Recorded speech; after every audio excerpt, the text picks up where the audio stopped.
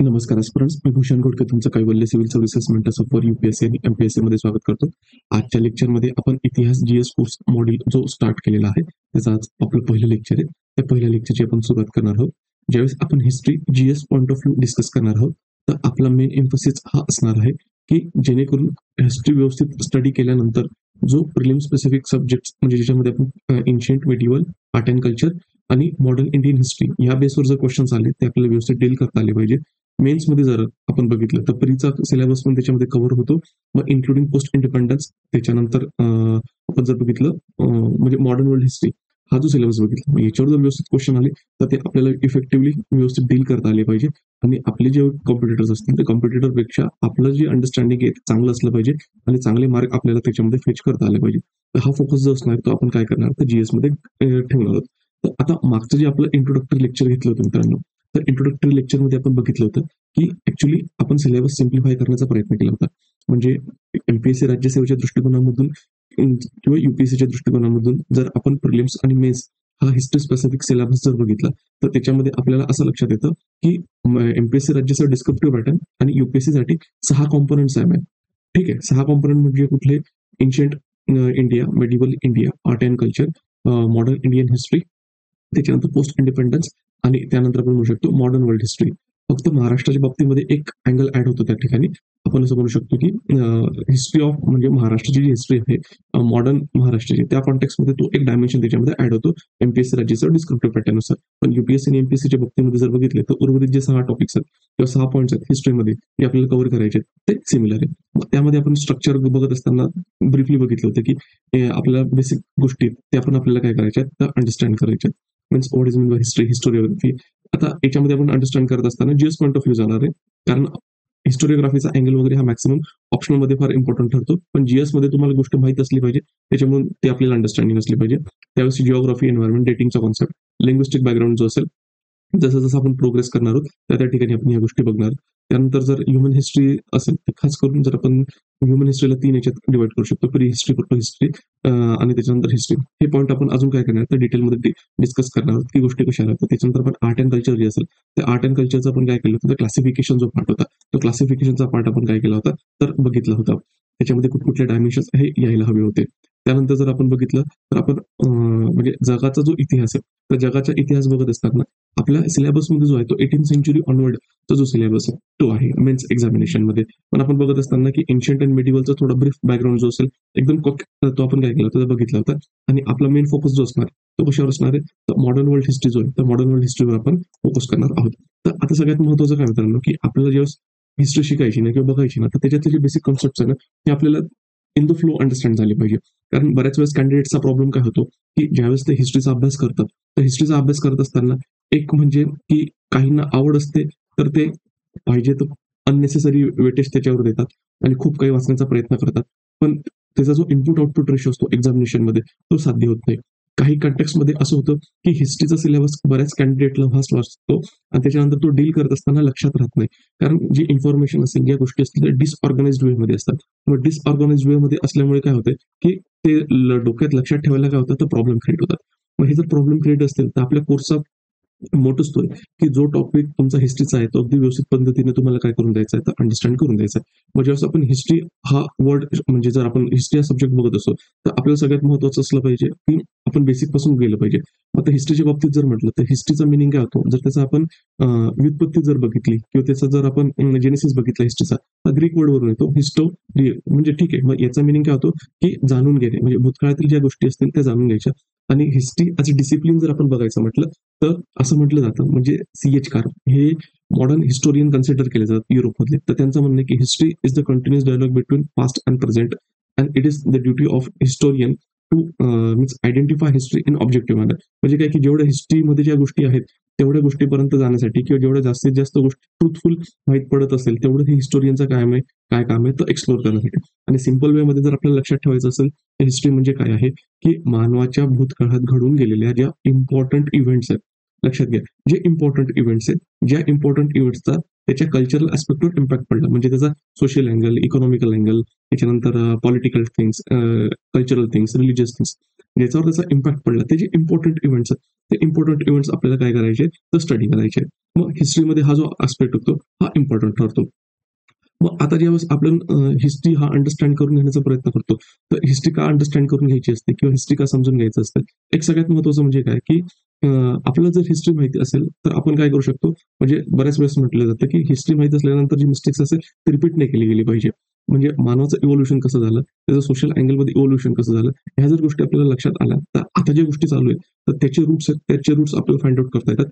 आणि काही भविष्यात होणारे जे काही दुर्घटना असतील किंवा काही जे अनवॉन्टेड इव्हेंट्स आपण म्हणू शकतो, तर ते आपल्याला काय करू शकतात, तर ते आपण टाळू शकतो. म्हणजे जर गोष्टींचे रूट्स माहीत असतील, ह्युमन ओरिजिनचे रूट्स माहीत असतील, प्रॉब्लेमचे रूट्स माहीत असतील, तर त्याच्यावर सोल्युशन्स पण काय केले जातात, तर देऊ शकतात. आणि हिस्ट्रीला काय केलेलं आहे, तर history is the mother of all subject. कारण कुठलाही जर सिलेबस तुम्ही घेतला, म्हणजे इकॉनॉमी बघा, त्याच्यानंतर पॉलिटी बघा, सोशिओलॉजी बघा, हे सगळे जे सब्जेक्ट आहे, त्याचं ओरिजिन आपल्याला कुठे दिसतो, तर हिस्ट्री. म्हणजे हिस्ट्री आणि जिओग्राफी जर आपण बघितलं ना, तर म्हणजे पॅरेंट्स आहेत हे बाकीच्या सब्जेक्टचे. म्हणजे हिस्ट्री आणि जिओग्राफी ही व्यवस्थित असली आणि हे जर आपल्याला माहित असलं, मग पॉलिटिकल अँगल कळतो, इकॉनॉमी कळते, सोसायटी कळते, सगळे कळतात. म्हणजे हिस्ट्री आणि जिओग्राफी आहे. म्हणजे हे काय आहे, तर पॅरेंट कुठल्या, तर रिमेनिंग सब्जेक्टचे.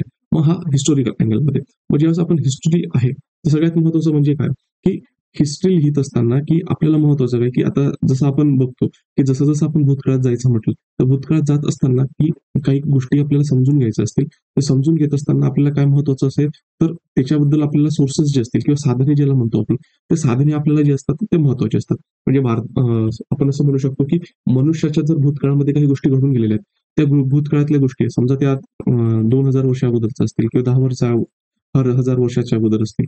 ते जर जाणून घ्यायचं असेल, तर तेव्हा काही तिथले ह्युमन आतापर्यंत जिवंत नाहीत ना, की ते आपल्याला सांगतील, की नाही बाबा आमचं अशा वेळेस असं झालं होतं, तसं झालं होतं.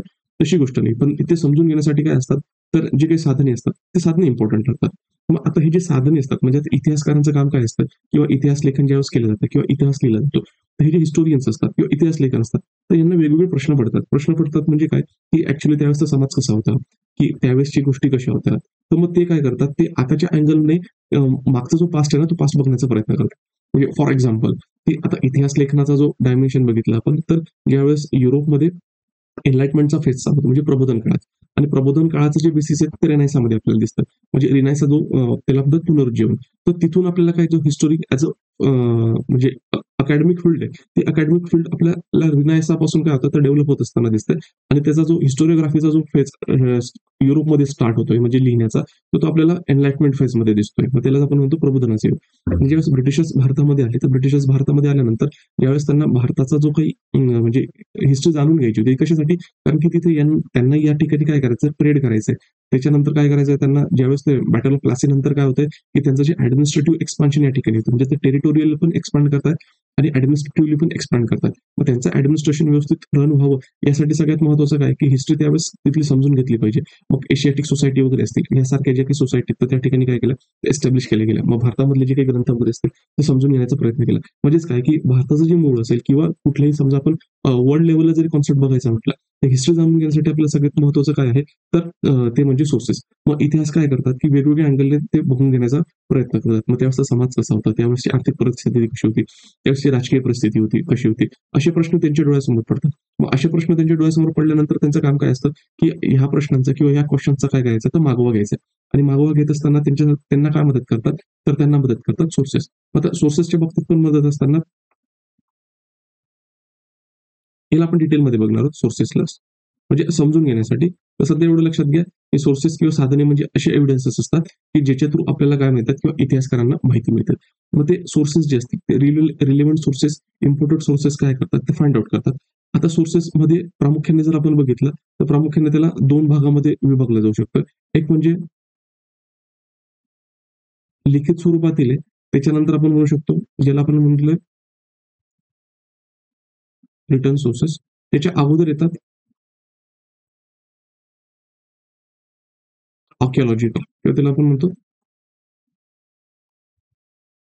पुरातत्वीय साधने. आणि एक तिसऱ्या प्रकारचे पण येतात. त्याला आपण म्हणतो ओरल ट्रॅडिशन. म्हणजेच त्याला म्हटलं गेलेलं आहे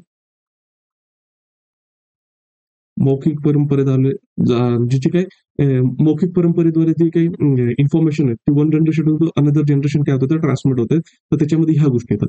मग ह्या गोष्टी आल्यानंतर मग हिस्टोरियनला जे क्वेश्चन्स फाइंड आउट करायचे किंवा ज्या क्वेश्चनचे उत्तर फाइंड आउट करायचे त्यावेळेस ते रिलेव्हंट काय करतात तर रिलेव्हंट गोष्टी त्या म्हणजे जे सोर्सेस असते ते सोर्सेस ते फाइंड आउट करण्याचा प्रयत्न करतात किंवा त्याच्यातून ती इन्फॉर्मेशन काय करतात तर ग्रॅप करण्याचा प्रयत्न करतात. आता लक्षात घ्या जसं आपण प्रेझेंट टू पास्ट म्हणजे जसं जसं आपण मागे जातो तसं तसं मिळणारे जे काही सोर्सेस आहेत ना ते सोर्सेस मिळण्याची जी फ्रिक्वेन्सी ही फ्रिक्वेन्सी कमी होत जाते आणि सोर्सेस मिळाले तरी त्याच्या संदर्भातली जी ऑथेंटिसिटी किंवा त्याचं संदर्भातलं जे इंटरप्रिटेशन हे इंटरप्रिटेशन वाढत जातं. म्हणजे जर कारण मॉडर्न इंडियाच्या संदर्भात जर स्टडी करायचं असेल इतिहासकारांना तर त्यांच्याकडे आर्काइव्ह मध्ये दिलेले काही ऍडमिनिस्ट्रेटिव्ह डॉक्युमेंट्स आहेत त्यावेळेस लिहिलेले काही म्हणजे काही पॉलिटिशियन्स असतील त्यांनी लिहिलेले पत्र आहेत किंवा काही असेल त्यांनी लिहिलेली पुस्तकं आहेत त्यावेळेस वर्तमानपत्रामध्ये लिहिलेला जो काही मजकूर असेल तर ते सगळ्या गोष्टी त्यांना काय करतात तर आधुनिक काळातला जो इतिहास आहे तो समजून घ्यायला मदत करतात. पण मेडिवल मध्ये गेलं तर सोर्सेस काय होतात की म्हणजे मॉडर्न इंडियापेक्षा मेडिवल इंडियामधले जे सोर्सेस आहेत हे रिलेटिव्हली कमी होतात आणि त्याच्यानंतर पुन्हा इन्शियंट मध्ये गेलं तर ते अजून कमी होतात. कमी in the sense return form मध्ये आणि आर्किओलॉजिकल फॉर्म मध्ये तर एक्झिस्ट मध्ये राहतात. पण याच्यामध्ये काय होतात की जी इंटेन्सिटी किंवा आपण असं म्हणू शकतो की depending on the process of interpretation म्हणजे मला सांगायचं तात्पर्य हा आहे की सोर्सेस जरी कमी जास्त प्रमाणात तरी मिळाले तरी इंटरप्रिटेशनचा स्कोप जसं आपण प्रेझेंट पासून पास्ट पर्यंत जातो ना तर इंटरप्रिटेशनचा स्कोप जास्त वाढत जातो. ठीक आहे म्हणजे त्याच्याबद्दलची जी संदिग्धता आहे ती संदिग्धता जास्त वाढत जाते आणि ती संदिग्धता वाढल्यामुळे काय की नंबर ऑफ ओपिनियन्स जे आहेत ते ओपिनियन्स त्या ठिकाणी काय होतात फॉर्म व्हायला सुरुवात होतात. मग आता हे जे फॉर्म होत असतात मग आता हे झाले सोर्सेस समजून घ्यायचे काय करायचं आहे तर त्याच्यासाठी महत्वाचं काय होतंय मग तर ते हे वेगवेगळे जे सोर्सेस असतील ते सोर्सेस त्या ठिकाणी काय करतायत ते रेफर करतात. मग सोर्सेस रेफर केल्यानंतर त्यांच्याकडे जी इन्फॉर्मेशन असेल तर ते त्याच्यामध्ये काय करतायत तर त्याचा कॉज इफेक्ट अनालिसिस वगैरे करण्याचा प्रयत्न करतात. म्हणजे एखादा जर इव्हेंट घडला तर तो का घडला कशामुळे घडला त्याच्या मागची कारणं काय असली पाहिजे त्याची पार्श्वभूमी काय असली पाहिजे किंवा तो जर इव्हेंट घडला तर त्याच्यानंतर त्याचा इम्पॅक्ट काय झाला असला पाहिजे. आता या सगळ्या गोष्टी ज्या आहेत की असं का घडलं तर त्याच्याबद्दल ते फक्त काय बांधू शकतात तर तर्क बांधू शकतात एक्झॅक्ट काहीच सांगू शकत नाही कारण हिस्ट्री हा सोशल सायन्स आहे नॉट द एक्झॅक्ट सायन्स. म्हणजेच काय की सायन्समध्ये आहे की केमिकल रिएक्शन आहे ही केमिकल रिएक्शन लॅबमध्ये जशी परफॉर्म केली म्हणजे इंडियात परफॉर्म केली काय आज परफॉर्म केली काय उद्या परफॉर्म केली काय परवा परफॉर्म केली काय आणि जर कंडिशन सेम असतील तर ते ॲज आउटपुट हा सेमच देणार आहे. हिस्ट्रीचं किंवा सोशल शास्त्र तसं नसतं. म्हणजे जे इव्हेंट्स मागच्या काळात घडून गेले तसे सर्कमस्टन्सेस किंवा ते लोक जरी आले तर तोच आउटपुट मिळेल हे काही गरजेचं नसतं. म्हणून याला सोशल सायन्स जे म्हटलंय ते म्हटलं गेलं कारण ह्युमन इन्व्हॉल्वमेंट त्याच्यामध्ये आहे आणि अजून आर्बिट्ररी थिंग्स त्याच्यामध्ये इन्व्हॉल्व होतात. म्हणून आउटपुट हा नेहमी सेमच मिळेल हे काही नाही. म्हणून त्यांच्याबद्दल ते काय म्हणतात तर तर्क बांधतात म्हणजे जे सोर्सेस मिळाले त्या सोर्सेस बद्दल ते वेगवेगळे काय करतात तर्क किंवा जो अनुमान असेल ते अनुमान काढतात. आणि हे वेगवेगळे जे इंटरप्रिटेशन्स आहेत हे वेगवेगळे इंटरप्रिटेशन्स वेगवेगळे हिस्टोरियन्सचे किंवा स्कूल्स ऑफ हिस्टोरियन्सचे म्हणजे ज्या ज्या काही इतिहासकारांची जी विचारसरणी एक पर्टिक्युलर डायरेक्शन मध्ये असेल तर त्या पद्धतीने ते काय करतात हे जे इंटरप्रिटेशन तर्क किंवा अनुमान ते रेकॉर्ड करतात आणि ते रेकॉर्ड केल्यानंतर मग ते कुठल्या फॉर्म मध्ये येते जे हिस्ट्रीचे बुक्स असतील किंवा हिस्ट्री असेल ती हिस्ट्रीच्या फॉर्म मध्ये आपल्याला येते. आता हा जो इतिहास आहे ना हा इतिहास इट इज द व्हर्जन कारण एक्झॅक्ट त्यावेळेस काय घडलं हे कोणीच सांगू शकत नाही आणि इतिहासकार हे काय एक त्या अकॅडमिक फील्डमध्ये ट्रेन झालेले असतात त्यांना माहिती असतं हे सोर्सेस वगैरे कसे रीड करायचे काय करायचे आणि मग ते ह्या गोष्टी समजून घेण्याचा प्रयत्न करतात याला म्हटलं गेलेलं आहे तर हे मग ते लिहितात ते इतिहास. मग हे जे वेगवेगळे इंटरप्रिटेशन चालतात ना according to the different schools of thoughts किंवा वेगवेगळे स्कूल्स ऑफ थॉट्स असतील तर त्याला काय म्हटलं गेलं तर हिस्टोरिओग्राफी.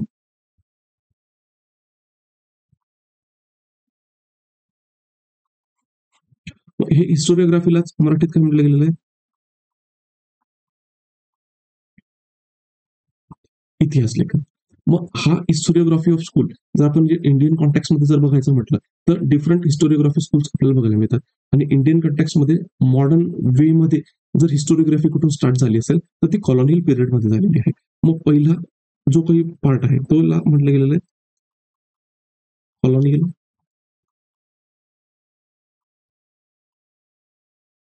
हिस्टोरिओग्राफी त्यालाच काय म्हटलं गेलेलं आहे वसाहतवादी इतिहास लेखन.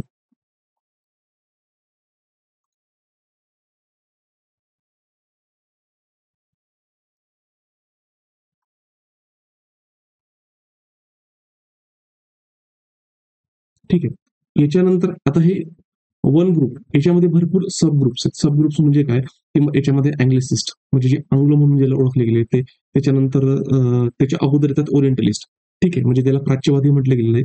ते म्हणजे ओरिएंटलिस्ट, ज्याला विल्यम जोन्स वगैरे जे काही सारखे लोक असतील, यांनी काय केलं, रिप्रेझेंट केलं आहे. आणि जे काही ओरिएंटलिस्ट होते, तर ओरिएंटलिस्टचा फरक म्हणजे त्यांनी कशावर फोकस केलेला, की इंडियाच्या कल्चरला त्यांनी एक्सेप्ट केलेलं आहे किंवा इंडियाच्या कल्चर त्यांनी इम्पॉर्टन्स दिले, की नाही, इंडियाचं रिच कल्चर त्या ठिकाणी होतं. पण याला अपोज करणारे अँग्लिसिस्ट होतं, म्हणजे जे आंग्ल ज्याला म्हटलं गेलेलं आहे. तर त्यांनी काय केलं, ते इंडियाचं जे कल्चर आहे ते त्यांनी फारसं एक्सेप्ट केलेलं नाही. मग त्याच्यानंतर अजून बरेच युटिलिटेरियन म्हणजे त्याला उपयुक्ततावादी म्हणतात. ठीक आहे. त्याच्यानंतर लिबरल स्कूल्स ऑफ थॉट्स येतात त्याच्यामध्ये. मग त्याला जे म्हणजे आपण म्हणू शकतो, की लिबरलला इन द सेन्स, की जे उदारमतवादी होते, तर इथं उदारमतवादी पण इतिहास लेखनाचा जो अँगल आहे, तो उदारमतवादी इतिहास लेखनाचा अँगल आपल्याला त्या ठिकाणी बघायला मिळतात. त्याच्यानंतर रॅसिस्ट स्कूल म्हणजे रॅसिझम हा त्याचा एक अँगल झाला. तो as a such school of thought नाही त्या ठिकाणी. मग तो जो अँगल आहे हे याच्यामध्ये येतात. पण मग यांचे कॉलोनियल हिस्टोरिओग्राफीचं महत्वाचं कॉन्सेप्ट काय होता, की यांचं म्हणणं होतं, की जे वेस्टर्न कल्चर म्हणजे पाश्चिमात्य जी संस्कृती आहे, ती पाश्चिमात्य संस्कृती प्रत्येक वेळेस काय राहिलेली, पूर्वेकडची संस्कृती किंवा इंडियाकडची जी संस्कृती ही त्याच्यापेक्षा वरचढ वरचढ राहिलेली आहे. आणि वरचढ राहत असताना त्यांनी प्रत्येक वेळेस कुठलीही जी काही म्हणजे पॉलिटिकल, सोशल आणि इकॉनॉमिकल अँगलमध्ये जर कुठलीही डेव्हलपमेंट अगोदर झाली असेल, तर ती पाश्चात्य देशांमध्ये झालेली आहेत आणि त्याच्यानंतर पूर्वेच्या देशांकडे झाले. आणि पूर्वेकडचे जे देश असेल ते कंपॅरेटिव्हली पाश्चात्य देशांच्या काय आहेत, तर तेवढे कॉम्पिटिटिव्ह नाहीयेत किंवा त्याच्यापेक्षा ते लेस डेव्हलप आहे. म्हणजे जर पॉलिटिकल डायमेन्शनमध्ये बघितलं, तर डेमोक्रेसी ही पहिली युरोपमध्ये आली. मग त्याचं एक्झाम्पल देत असताना ते ग्रीसचं एक्झाम्पल देतात. त्याच्यानंतर रिपब्लिकन फॉर्म ऑफ गव्हर्नमेंट बघितलं, तर इटलीचं एक्झाम्पल देतात. पण ते इंडियाचं जे मध्ये जर आपण सभा समिती जरी बघितलं वैदिक काळामध्ये, तर त्याला एवढं इम्पॉर्टन्स देत नाही. त्याच्यानंतर जर बघितलं, तर हा जरा समजा एक एक्झाम्पल झाला डेमोक्रेसी रिलेटेड. मग त्याच्यानंतर दुसरा आस्पेक्ट त्याच्यामध्ये जर बघितलं आपण, तर समजा इकॉनॉमिकल. मग इकॉनॉमिकल अँगलमध्ये जरी बघितलं, तर त्यांनी प्रत्येक वेळेस काय केलंय, की जो काही इकॉनॉमिकल स्टार्टिंग झाली किंवा इकॉनॉमिकल ग्रोथ झाली किंवा इंडियामध्ये काही इकॉनॉमिकल ग्रोथ असेल, तर त्याचा ड्रायव्हिंग फोर्स हा बाहेरून आहे. मग तो एक्सटर्नल ट्रेड असू शकतो किंवा समजा आयर्न टेक्नॉलॉजीचं जे इन्व्हेन्शन इंडियामध्ये होतंय, तर ते बाहेरून आलेलं आहे. की भारतामध्ये जे सिव्हिलायझेशन आलं असेल, म्हणजे हडप्पा संस्कृती, तर ते त्यांनी कुठून मेसोपोटॅमियामधून घेतलेलं आहे. म्हणजे त्यांनी काय केलंय, प्रत्येक वेळेस हा जो इंटरप्रिटेशन आहे, हा त्या अँगलने घेतलेला आहे. जे कॉलोनियल हिस्टोरिओग्राफीमध्ये बघायचा, त्या अँगलने बघायचा प्रयत्न करतायत. खास करून अँग्लिसिस्ट वगैरे जे असतील आणि जे त्यांच्या स्वतःच्या कंट्रीवर जास्त फोकस करतायत तो. त्याच्यानंतर जर आपण बघितलं, की सोशल अँगलमध्ये, मग सोशल अँगलमध्ये बघत असताना त्यांनी प्रत्येक वेळेस इंडियामधले जे काही एव्हिल सोशल इन्स्टिट्यूशन आहे, म्हणजे वुमनचं डिग्रेडेड पोझिशन असणार आहे, त्याच्यानंतर कास्टिझम असणार आहे. म्हणजे हे जे तर ते एक हे एम्फोसाइज केले. हे सोशल म्हणजे काही आपण म्हणू शकतो, की क्लेवेजेस होते. या काही दरी होतात, सामाजिक दरी, त्या त्यांनी एक्सप्लोइट केल्या आणि डिव्हाइड अँड रूल वगैरे त्यांनी काय केलं, ते या ठिकाणी फॉलो केलं. मग आता ही जी कॉलोनियल हिस्टोरिओग्राफी, मग आपण आता सुरुवात करत असताना एन्शियंट इंडियापासून करतोय. मग कॉलोनियल हिस्टोरिओग्राफीने पहिल्यांदा काय केलंय, तर भारताचा जो एन्शियंट पार्ट वगैरे तो त्या ठिकाणी त्यांनी एक्सप्लोर करण्याचा प्रयत्न केलाय. याच्यामागे पर्पज पुन्हा ते तिथलं जो काही ऍडमिनिस्ट्रेटिव्ह म्हणजे त्यांना रन करायचं ऍडमिनिस्ट्रेशन किंवा पॉलिटिकल स्ट्रक्चर एस्टॅब्लिश करायचं. त्यासाठी त्यांना तिथली सोसायटी म्हणजे भारतातली सोसायटी समजून घेणे गरजेचं आहे. मग कॉलोनियल हिस्टोरिओग्राफी मधला महत्वाचा जो आपण एक कंट्रीब्युटर म्हणू शकतो, तर म्हणजे तो त्यांच्या अँगलने ज्याला म्हटलं गेलेलं आहे, जेम्स मिल. तर जेम्स मिलनी हिस्ट्री ऑफ ब्रिटिश इंडिया हा ग्रंथ लिहिला होता आणि हा त्यांनी 1806 ते 1818 ह्या ड्युरेशनमध्ये काय केलं होतं, म्हणजे कंप्लीट केला होता. पण तो ईस्ट इंडिया कंपनीचा जो काय होता, समजा हेड होता आणि तो तिथेच होता, इंग्लंडमध्ये होता. तो कधी भारतात आलेला नव्हता. पण जेवढी काही इन्फॉर्मेशन त्याला इथून मिळत होती, जे काही ग्रंथ त्याला मिळत होते, त्या बेसिसवर त्याने त्या ठिकाणी काय लिहिलं, तर हिस्ट्री ऑफ ब्रिटिश इंडिया हा ग्रंथ लिहिला. आणि भारताचा जो काही इतिहास आहे, तर त्याला टाइम पिरियड 3 याच्यामध्ये डिवाइड केलं. म्हणजे एन्शियंट पार्ट असेल तो हिंदू मिडिवल असेल, तर मुस्लिम आणि मॉडर्न असेल, तर समजा त्याने ब्रिटिश पिरियड हा देण्याचा प्रयत्न केला. हा झाला ब्रीफली जो कॉलोनियल हिस्टोरिओग्राफी असेल. मग ह्या ज्या कॉलोनियल हिस्टोरिओग्राफी ज्यावेळेस ही लिहित होते ना, तर याला काउंटर करण्यासाठी त्या ठिकाणी काय आलेलं आहे, तर नॅशनल स्कूल ऑफ हिस्टोरिओग्राफी.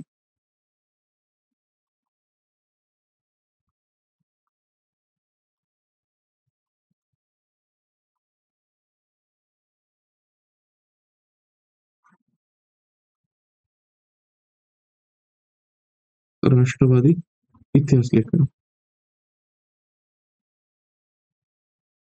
आता पुन्हा याची जी नॅशनल स्कूल ऑफ हिस्टोरिओग्राफीमध्ये पण over the period of time development झालेली आहे.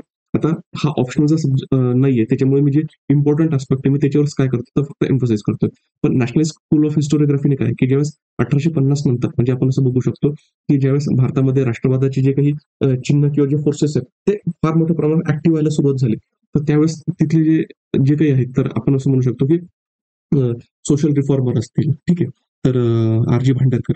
मग यांनी काय केलं की भारताचा जो इतिहास आहे तो ऑब्जेक्टिव्हली स्टडी करण्याचा प्रयत्न केला आणि ऑब्जेक्टिव्हली स्टडी करण्याचा प्रयत्न करत असताना त्याच्यामध्ये जे नॅशनलिस्टिक अँगल आहे ते बघण्याचा प्रयत्न करा. जसं कॉलोनियल अँगलने त्या ठिकाणी सांगण्याचा प्रयत्न केला की भारताची संस्कृती पाश्चिमात्य संस्कृतीपेक्षा डिग्रेडेडच आहे. मग यावेळेस त्यांनी गुप्ता पिरियड असेल तर त्याच्यावर एम्फोसिस केलं. आर्य समाजासारखा जो काही असेल तर त्यांनी वेदांकडे चला, म्हणजे वेदामध्ये चांगली सोसायटी कशी होती, काय होती, तर त्यांनी एम्फोसिस करण्याचा प्रयत्न केला. म्हणजे त्यांनी काय केलेलं आहे की जसं कॉलोनियल हिस्टोरिओग्राफीने वेस्टर्न कल्चर हा प्रॉमिनंट ठेवण्याचा प्रयत्न केला, तसंच नॅशनल स्कूल ऑफ हिस्टोरिओग्राफीने काय केलंय, हे जे कॉलोनियल हिस्टोरिओग्राफीला काय केलं तर काउंटर केले आणि काउंटर केल्यानंतर इंडियाच्या ट्रेडिशनमध्ये जे चांगल्या गोष्टी त्या चांगल्या गोष्टी त्यांनी हायलाईट केल्या आणि त्या हायलाईट करून मग लोकांना त्यांनी जागृत करण्याचा प्रयत्न केला की नाही, भारताचा पण इतिहास हा काय समृद्ध आहे आणि त्या समृद्ध इतिहासाच्या बेसिसवर एक त्यांनी प्रयत्न केला की लोक काय झाले पाहिजे तर एकवटले पाहिजे आणि ही जी काही जुलमी शासन व्यवस्था होती त्याच्या अगेन्स्टमध्ये त्यांनी काय केलेलं आहे तर आवाज उठवलेला आहे. माझं नॅशनलिस्ट हिस्टोरिओग्राफी. आता नॅशनलिस्ट हिस्टोरिओग्राफीमध्ये याचे 2-3 काही लिमिटेशन्स येतात. एक म्हणजे त्यांनी कॉलोनियल हिस्टोरिओग्राफीमध्ये जेम्स मिलने जो पिरियडायझेशन सांगितलंय, म्हणजे भारताचा जो भूतकाळ असणार आहे तो म्हणजे त्यांनी काय लेबल केलंय तर हिंदूंचा पिरियड होता, मिडिवल होता तो मुस्लिम्स होता आणि मॉडर्न होता तो त्यांनी ब्रिटिश पिरियड म्हणून काय केलं तर क्लासिफाय केलं तर कॉलोनियल हिस्टोरिओग्राफीने. नॅशनल स्कूल ऑफ हिस्टोरिओग्राफीने पण तोच एक्सेप्ट केला. त्याच्यानंतर नॅशनल स्कूल ऑफ हिस्टोरिओग्राफीने सगळे लोक एक येते हे अंडरस्टँड केलं, पण समाजामध्ये असणारी जी काही डिव्हिजन आहे मग ते जेंडर बेसिसवर असू शकते किंवा कास्ट बेसिसवर असू शकते, ती त्यांनी काय केलेली ती ऍक्सेप्ट केलेली नव्हती आणि त्यांनी काही वेळेस एक्सेसिव्हली जो काही इंडियाचा कल्चर आहे तो प्रमोट करण्याचा प्रयत्न केला. त्याच्यानंतर त्याचे जे डिवायझिव्ह टेंडन्सीज आहेत, म्हणजे आपण करून म्हणू शकतो की कम्युनलिझम हा जो कॉलोनियल हिस्टोरिओग्राफ म्हणजे कॉलोनियल गव्हर्नमेंटने किंवा ब्रिटिशांनी इंडियामध्ये क्रिएट करण्याचा किंवा त्याला एक्सप्लोर करण्याचा प्रयत्न केला, तर ह्या नॅशनलिस्ट हिस्टोरिओग्राफीच्या काही लिमिटेशन्समुळे त्याला खतपाणी घातलं गेलं आणि मग त्याच्यानंतर ते कम्युनलिझम वगैरे थोडं इन्क्रीज होत असताना आपल्याला 1850 नंतर दिसतोय. ज्यावेळेस आपण मॉडर्न इंडिया डिस्कस करू ह्या गोष्टी आपण त्याच्यामध्ये घेणार आहोत. माझं national school of historiography. National school of historiography जी 1947 पर्यंत लिहिली गेली ती एक वेगळी आहे आणि त्याच्यानंतर भारत स्वतंत्र झाल्यानंतर मग नॅशनल स्कूल ऑफ हिस्टोरिओग्राफीमध्ये पण डेव्हलपमेंट होत गेली आणि त्या अँगलने पण त्या गोष्टी काय केलेल्या तर त्या ठिकाणी लिहिल्या गेलेल्या आहेत. मग त्याच्यानंतर एक अजून इम्पॉर्टंट अँगल होतो तो म्हणजे मार्क्सिस्ट.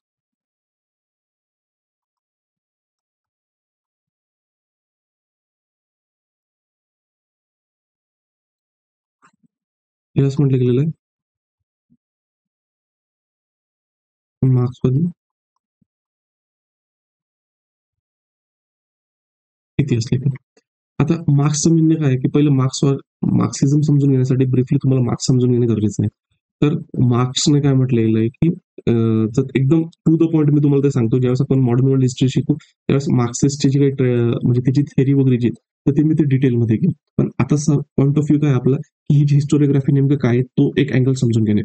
तर मग यांनी काय सांगितलंय, मार्क्सने काय म्हटलेलं आहे की इतिहासामध्ये जेवढे बदल झालेले आहेत ना तर त्याच्या मागचा जो बेसिस आहे ना तो बेसिस म्हणजे आपण असं म्हणू शकतो की इकॉनॉमिक अँगल आहे. म्हणजे त्यांनी इकॉनॉमीला काय ठेवलंय तर बेस्ट ठेवलंय आणि त्याच्यानंतर सोसायटीमध्ये जे काही चेंजेस होतात तर त्यावेळेसची जी इकॉनॉमी असेल किंवा आपण मग इकॉनॉमीमध्ये मीन्स ऑफ प्रोडक्शन म्हणजे उत्पन्नाची साधने कुठली होती आणि ती कोणी ओन केली होती आणि ती कोणाच्या मालकीची होती आणि जो उत्पादन करणारा आहे आणि ठीक आहे आणि उत्पादनाची साधने ज्याच्या मालकीची आहे यांच्यामधला जो संबंध आहे त्याच्या बेसिसवर काय होतं की समाजामध्ये काय चेंजेस होतील, पॉलिटीमध्ये काय चेंजेस होतील, रिलिजनमध्ये काय चेंजेस होतील, ह्या त्या गोष्टीवर काय करतात तर बेस करतात. मग मार्क्सिझमने काय सांगितलं की मार्क्सिस्ट हिस्टोरिओग्राफीने काय सांगितलेलं आहे की त्यांनी खास करून economical angle, social angle, religious angle ह्या अँगलवर रिलिजियस इन द सेन्स की जो सोसायटी रिलेटेड अँगल होतो त्याच्यावर जास्त फोकस केलाय.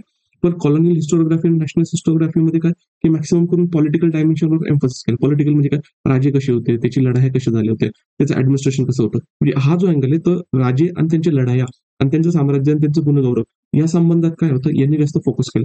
मार्क्सिस्टवाल्यांनी काय केलं की यांनी कॉमन पीपल पिक्चरमध्ये आणण्याचा सुरुवात केली, म्हणजे की ऍक्च्युअली लोक कसे होते, त्यावेळेचा समाज कसा होता, त्यावेळेची आर्थिक परिस्थिती कशी होती, हे सगळं त्यांनी काय केलेलं आहे तर आणण्याचा प्रयत्न केला मार्क्सिस्ट हिस्टोरिओग्राफीने. आणि मार्क्सिझम मध्ये महत्वाचं म्हणजे काय, बेस आणि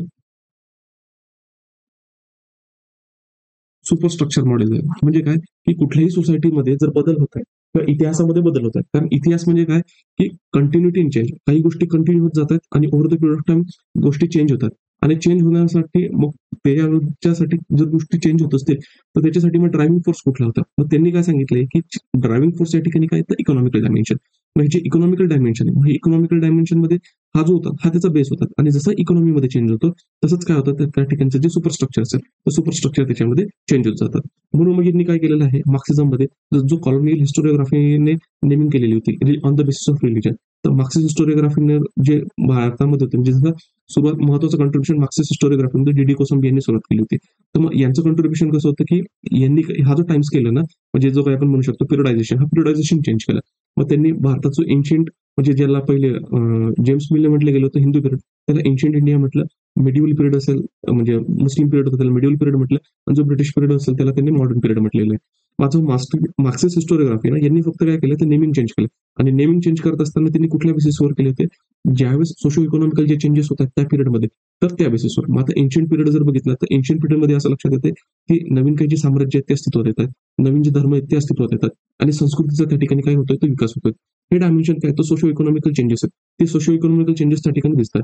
मग over the period of time असं लक्षात येते की ज्यावेळेस एन्शियंट इंडियाचा एंड होतो म्हणजे mid of the 8th century, आणि starting of the medieval India, म्हणजे आपण मिडिवल इंडिया जर बघितलं तर 13th सेंचुरीच्या स्टार्टिंग पासून बघायला मिळतं. मग याच्यामधला जो ड्युरेशनचा पिरियड आहे, मग हा ट्रान्झिशन फेज जातात. मग याला अर्ली मिडिवल इंडिया हा नाव दिलेलं आहे. म्हणजे एन्शियंट पिरियड आहे आणि मिडिवल पिरियडचे दोघांची फोर्सेस त्या ठिकाणी दिसतात.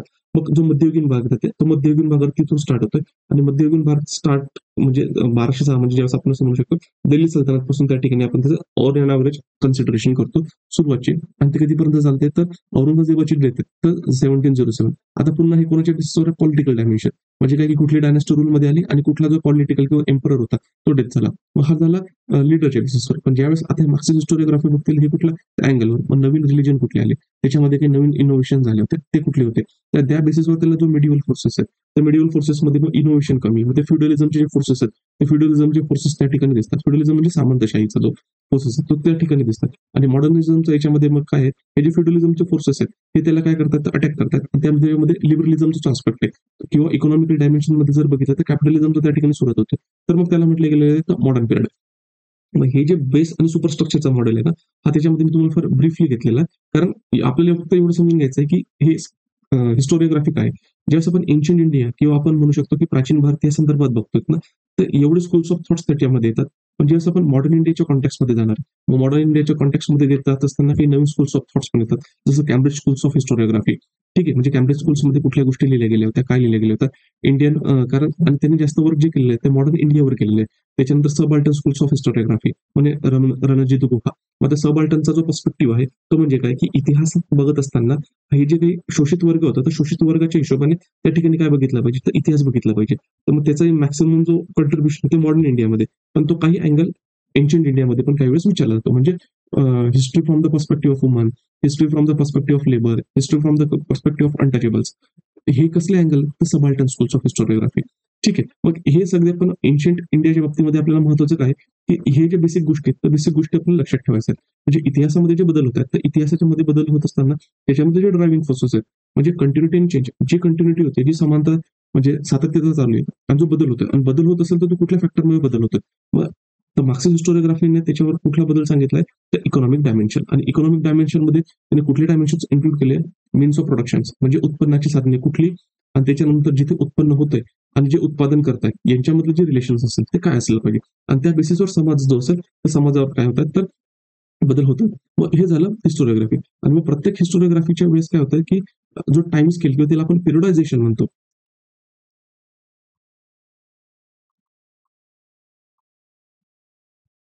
मग आता हा जो पिरियडायझेशन म्हणजे आपण त्याला म्हणू शकतो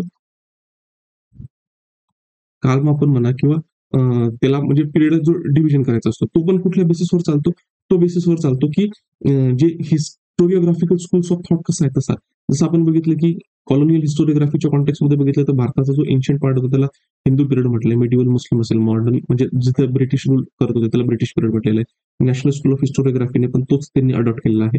मार्क्सिस्टने काय केलं, त्याला बेस्ट चेंज म्हणजे नाव चेंज केलेलं आहे, की एन्शियंट जो पिरियड असणार तो एन्शियंट पिरियडला त्यांनी म्हणजे त्यालाच एन्शियंट म्हटलेलं आहे on the basis of socio economical political changes. त्याच्यानंतर जो मिडिवल असणार आहे तर त्याला मध्ययुगीन भारत ऍज इट इज, म्हणजे त्यांनी रिलिजियस नेमिंग जो तो रिलिजियस नेमिंग त्या ठिकाणी त्यांनी ऍक्सेप्ट नाही केलेला आहे. आणि मॉडर्न कंटेक्स मध्ये त्यांनी काय केलेलं आहे, जे मॉडर्नायझेशनचे फोर्स दिसत आहेत ते त्याच दिवस त्यांनी काय केलेलं तर पिरियडायझेशन किंवा कालमापनवर एम्फोसिस केलेलं आहे.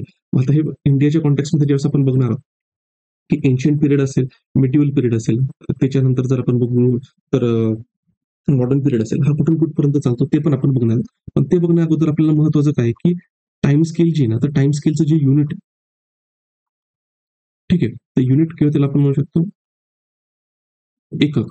हे एकक आपण टाइम स्केलचं थोडं पहिले अंडरस्टँड करून घेणे ना फार गरजेचं आहे. आता थोडं गरजेचं आहे म्हणजे काय, की सुरुवातीला काय आहे, की हिस्टोरिओग्राफीचा जो कॉन्सेप्ट आहे, हा पहिले रिनायसा म्हणजे युरोपमध्ये आणि त्याच्यानंतर त्याच्यामध्ये फर्दर किंवा चांगली डेव्हलपमेंट आपण असं म्हणू शकतो, की एनलाइटमेंट फेजमध्ये होते. म्हणजे 18th सेंचुरी युरोपमध्ये होते आणि तेच म्हणजे त्याला प्रबोधनाचं युग म्हटलेलं आहे. तर मग ही जी युरोसेंट्रिसिटी त्या ठिकाणी चालू झालेली आहे. युरोसेंट्रिसिटीमध्ये मग रिलिजनचा फार मोठा इम्पॅक्ट आणि रिलिजनमध्ये जर बघितलं युरोपमध्ये तर ख्रिश्चनिटी. मग ख्रिश्चनिटीचं डॉमिनन्स त्या ठिकाणी आपल्याला काय दिसतंय, की होत असताना दिसतंय. म्हणून त्यांनी जो बेसिस किंवा टाइम पिरियडचा जो स्केल अगोदर कन्सिडर केला होता, तो म्हणजे जीसस ख्रिस्ट यांची जी काही लाईफ म्हणजे बर्थ होता. आता जीसस ख्रिस्ट यांचं जर बघितलं लाईफ म्हणजे सुरुवात बघितली, तर त्याला त्यांनी काय केलेलं आहे, तर बेस कन्सिडर केला होता. त्याला झिरो कन्सिडर केलं आणि त्यांच्या अगोदर ज्याही घटना घडून गेलेल्या आहेत, तर त्याला त्यांनी सुरुवातीला काय म्हटलं गेलं बिफोर ख्रिस्ट. आणि ज्यावेळेस म्हणजे जीसस ख्रिस्ट यांच्या जन्मानंतर ज्या गोष्टी घडून गेलेल्या आहेत आणि त्याला जर युनिट द्यायचं असेल, म्हणजे जसं आपण टाइम स्केलमध्ये बघतो ना, की जे निगेटिव्ह स्केल्स असते, ही निगेटिव्ह स्केल्स आणि समजा पॉझिटिव्ह स्केल 1, 2, 3 आणि हे जे निगेटिव्ह स्केलला त्यांनी बीसी म्हणजे बिफोर क्रिस्ट सुरुवातीला आणि त्याच्यानंतर एडी एडी एनो डॉमिनी, ठीक आहे, म्हणजे देवाचा जो काळ असेल तो. तर मग याच्या अगोदर जो होता तो निगेटिव्ह मध्ये कन्सिडर केला आणि निगेटिव्ह मध्ये तुम्हाला टाइम स्केल माहित असेल, जसं जसं आपण मागे जातो तसं तसं काय करतो, तर त्याची निगेटिव्ह व्हॅल्यू म्हणजे आपण असं म्हणू शकतो, की तो जो टाइम पिरियड जसं जसं मागे गेला तो इन्क्रीज होत जाईल. जसं जसं इकडून सरळ आले तर तो कॉमन एराकडे काय होणार आहे किंवा एडनो डॉमिनीकडे काय होणार आहे, तो इन्क्रीज होणार आहे. मग तो अगोदरचा बीसी आणि नंतर एडी. मग नंतर ज्यावेळेस हिस्टोरिओग्राफीमध्ये फार डेव्हलपमेंट झाली आणि डेव्हलपमेंट झाल्यानंतर काय, ही हिस्ट्री प्रत्येक वेळेस काही ख्रिश्चन लोकांनी लिहिलेली नाही किंवा फक्त युरोपमध्ये लिहिलेली नाही. प्रत्येक वेळेस युरोसेंट्रिक जर व्ह्यू आहे, हा युरोसेंट्रिक व्ह्यू काय घेतला पाहिजे किंवा ख्रिश्चनिटीचा आस्पेक्ट काय कन्सिडर केला पाहिजे. तर मग याचं नाव आहे ना, तर याचं नाव चेंज झालं. पहिला म्हटलं गेलं आहे टाइम स्केल तोच ठेवलेला आहे बिफोर कॉमन एरा. म्हणजे कॉमन एराचा बेसिस पुन्हा काय कन्सिडर केलाय, तर झिरो कन्सिडर होतोय. हा झिरो म्हणजे काय, अगोदर जी टाइम स्केल कन्सिडर केलेली होती म्हणजे जीसस ख्रिस्ट यांचा जन्म तोच. आणि हा जो एनो डॉमिनी होता, या एनो डॉमिनीला रिप्लेस काय केलं, तर कॉमन एरा. म्हणजेच काय, मग आता सेक्युलर आस्पेक्टमध्ये जी हिस्ट्री कन्सिडर केली जाते, तर हे रिलिजियस युनिट न अंडरस्टँड न यूज करता त्या ठिकाणी काय केलं जातं, बिफोर कॉमन एरा किंवा कॉमन एरा. मग यालाच बीसीला आपण मराठी जर मध्ये बघितलं तर जे काही ख्रिस्त पूर्व जे असेल, ठीक आहे, ते त्याच्यानंतर जर आपण इथं बिफोर कॉमन एरा जेव्हा आपण त्याला म्हणतो तो म्हणजे इसवी सन पूर्व आणि हा कॉमन एरिया म्हणजे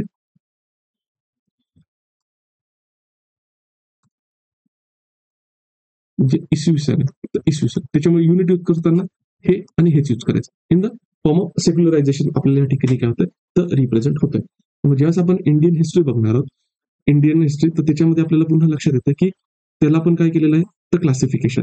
मग हिस्ट्रीचं क्लासिफिकेशन करत असताना on the basis of sources असतील ते असतील ते आपण बघणार. पण हे बघत असताना त्याचे लिंकेजेस आपण कशी जोडणार, ज्यावेळेस आपण ह्युमन इव्होल्युशन होतं ना, ह्युमन इव्होल्युशन कसं होतं, मग त्याच्यानंतर प्री हिस्ट्रीचा कॉन्सेप्ट, टोटल हिस्ट्री आणि रिटर्न हिस्ट्री, हा जो कॉन्सेप्ट आहे तो आपण मागच्या लेक्चरमध्ये मी तुम्हाला ब्रीफली सांगितलं होतं. तो या अँगल आपण या ठिकाणी काय करणार, तो बघणार आहोत. तर हे आपल्या लक्षात असले पाहिजे. मग हे झालं ब्रीफ ओव्हरव्ह्यू. मग ब्रीफ ओव्हरव्ह्यू होत असताना आता ह्या गोष्टीमध्ये आपल्याला सगळ्यात महत्वाचं काय, की हिस्टोरिओग्राफी अंडरस्टँड झाली किंवा पिरियडायझेशनचा जो असेल टाइम स्केल किंवा युनिट ही गोष्ट लक्षात आली. मग त्याच्यानंतर महत्वाचे काय ठरतात, तर सोर्सेस.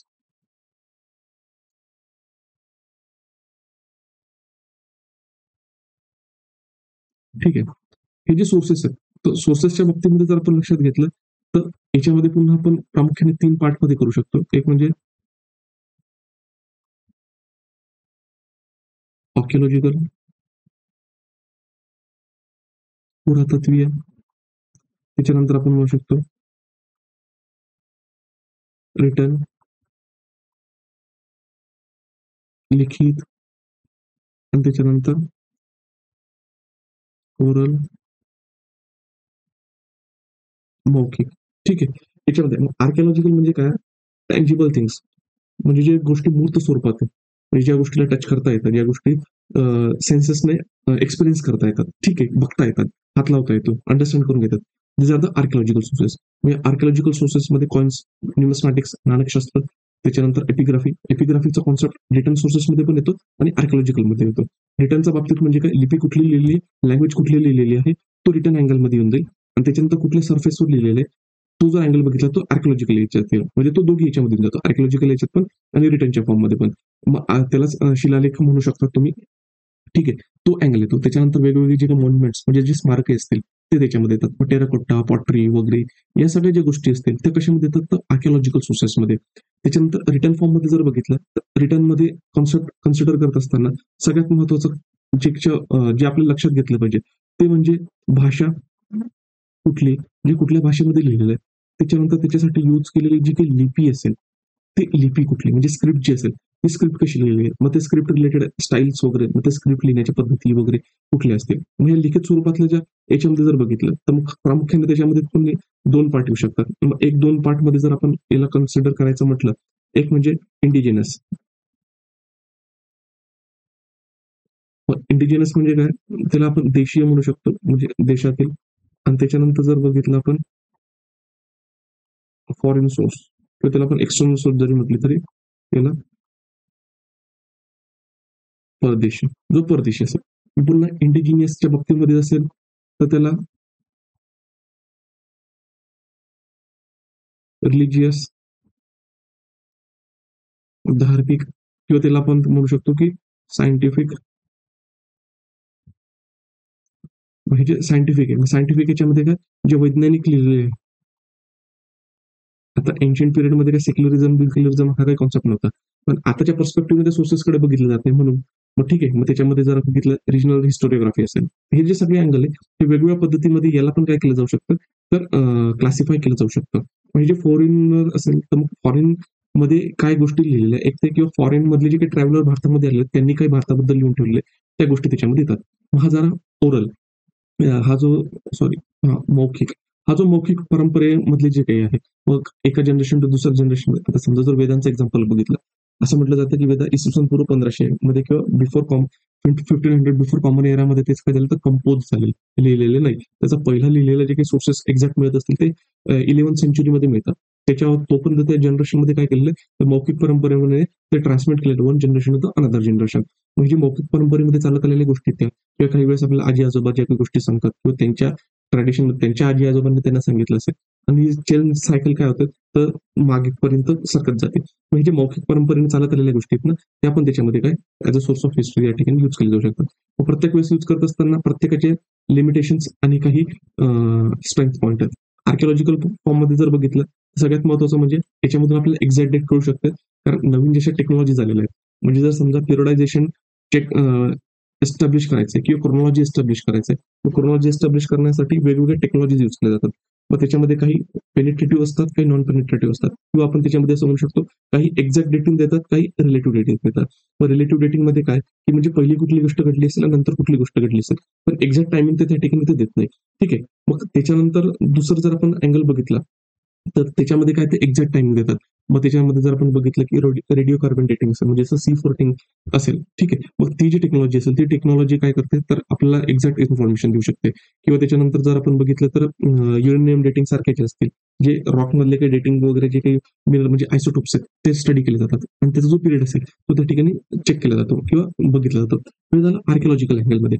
मग हे आर्किओलॉजिकल आपल्याला एक तर कॉमन स्वरूपात जे लोक राहत होते त्यांनी जे दैनंदिन जीवनात गोष्टी यूज केलेल्या आहेत, किंवा त्यावेळेसचे जे काही म्हणजे आपण म्हणू शकतो इलिट लोक होते की उच्चभ्रू लोक होते, त्यांचे जे काही रजवाडे असतील, काही मंदिर असतील, कुठे ते राहत होते, ते काही गोष्टी यूज करत होते.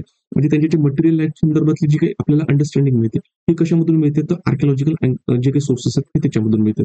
पण आर्किओलॉजिकल सोर्सेसच्या बाबतीमध्ये महत्वाचं काय की इंटरप्रिटेशनवर फार भर द्यावा लागतो. म्हणजे एक्झॅक्ट कुठली गोष्ट घडली आहे ते आर्किओलॉजिकल सोर्सेस त्या ठिकाणी सांगू नाही शकत.